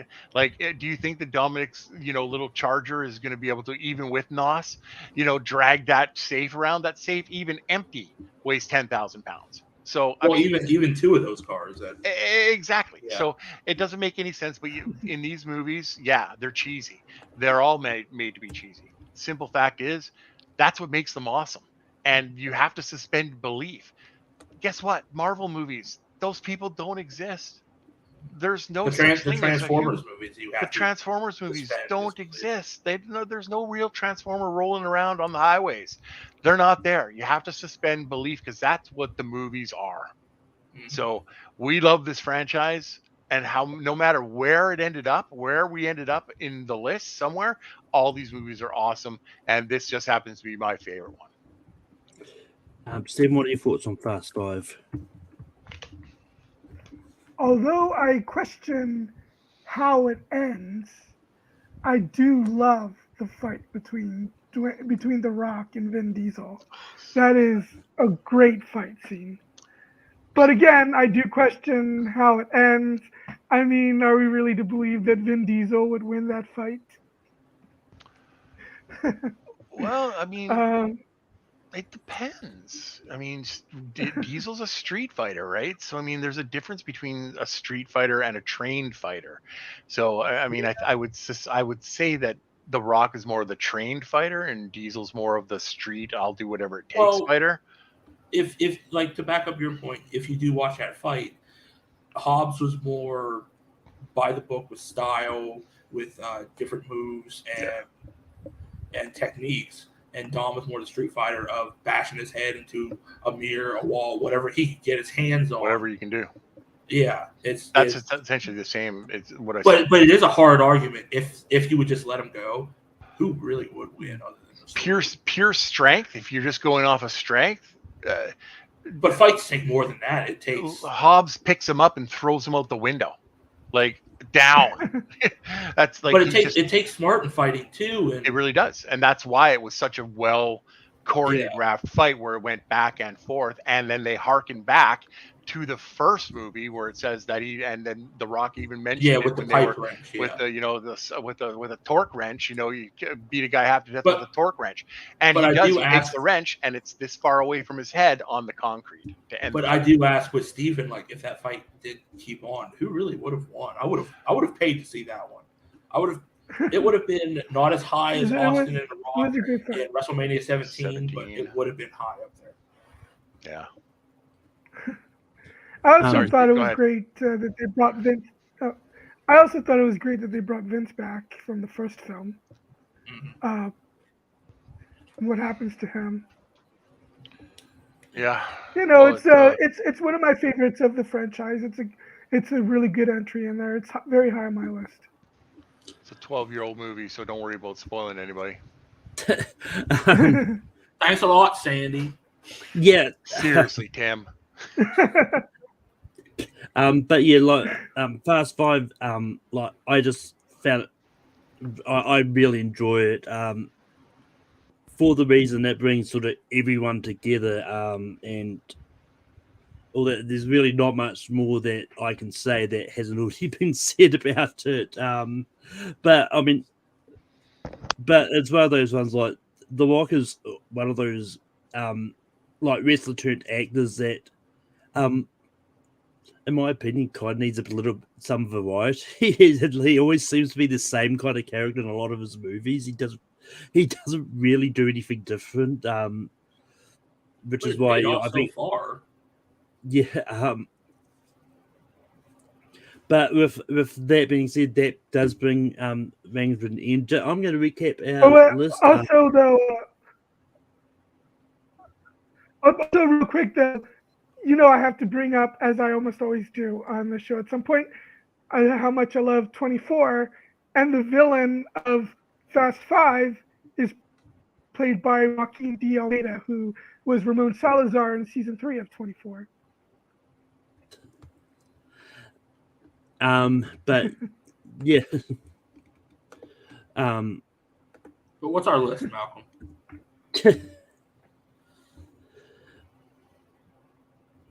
But at 11 we've got F9. At 10 we got The Fate of the Furious. At 9 we got Fast and Furious Tokyo Drift. At 8 we got Fast 6. At 7 we got Furious 7. At 6 we got Too Fast, Too Furious. At 5 we've got Fast 4, Fast and Furious. At 4 we got The Fast and The Furious.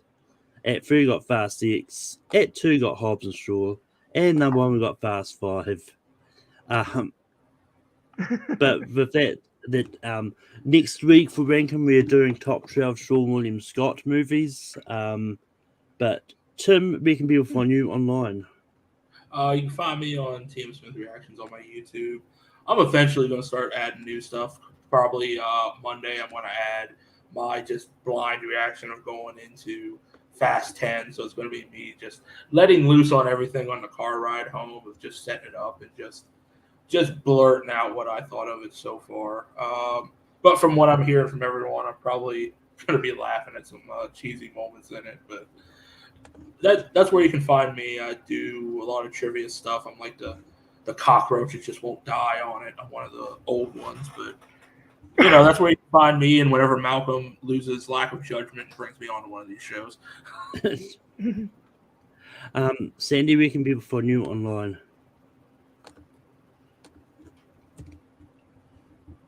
Sandy, you're muted. Hey, thanks, guys. All right, so you guys can find me usually anywhere on YouTube or Facebook, and anywhere where there's trivia, you'll see me by Sandy the Sandman Robinson. But where you can see me most likely is on Letterboxd, and that's S Robinson 1799. I've been doing more reviews and more lists, so please follow me on that. I will follow you back. But other than that, I'm a free agent everywhere. So yeah, playing trivia is what I do. Stephen, where can people find you online? You can follow me, on all the social medias, and and also on Letterboxd as well, as Shepherd82, which later tonight I'll probably put my own personal rankings for the Fast and Furious franchise on there. It's a little different than how this list turned out, but still, I think all of our lists complain are. Yeah. But yeah, you can find me hosting Rankin every Sunday night. Next week, top 12 Sean William Scott movies. You can also find me hosting trivia over on Full Metal. Got the Full Metal singles tournament starting up shortly. Going to start taping from this week, but I think the first match I haven't planned on when the first one's going to be released. I think it's mid-June or something. So I'm planning for it. I was a host Full Metal Random over there, and that should be back around August once I've sort of got some tournament matches in the can. And I'm all over the place, and yeah. But that And also popping little kids' balloons. But until next time, just keep being random. I'll have the tuna. No crust. No crust.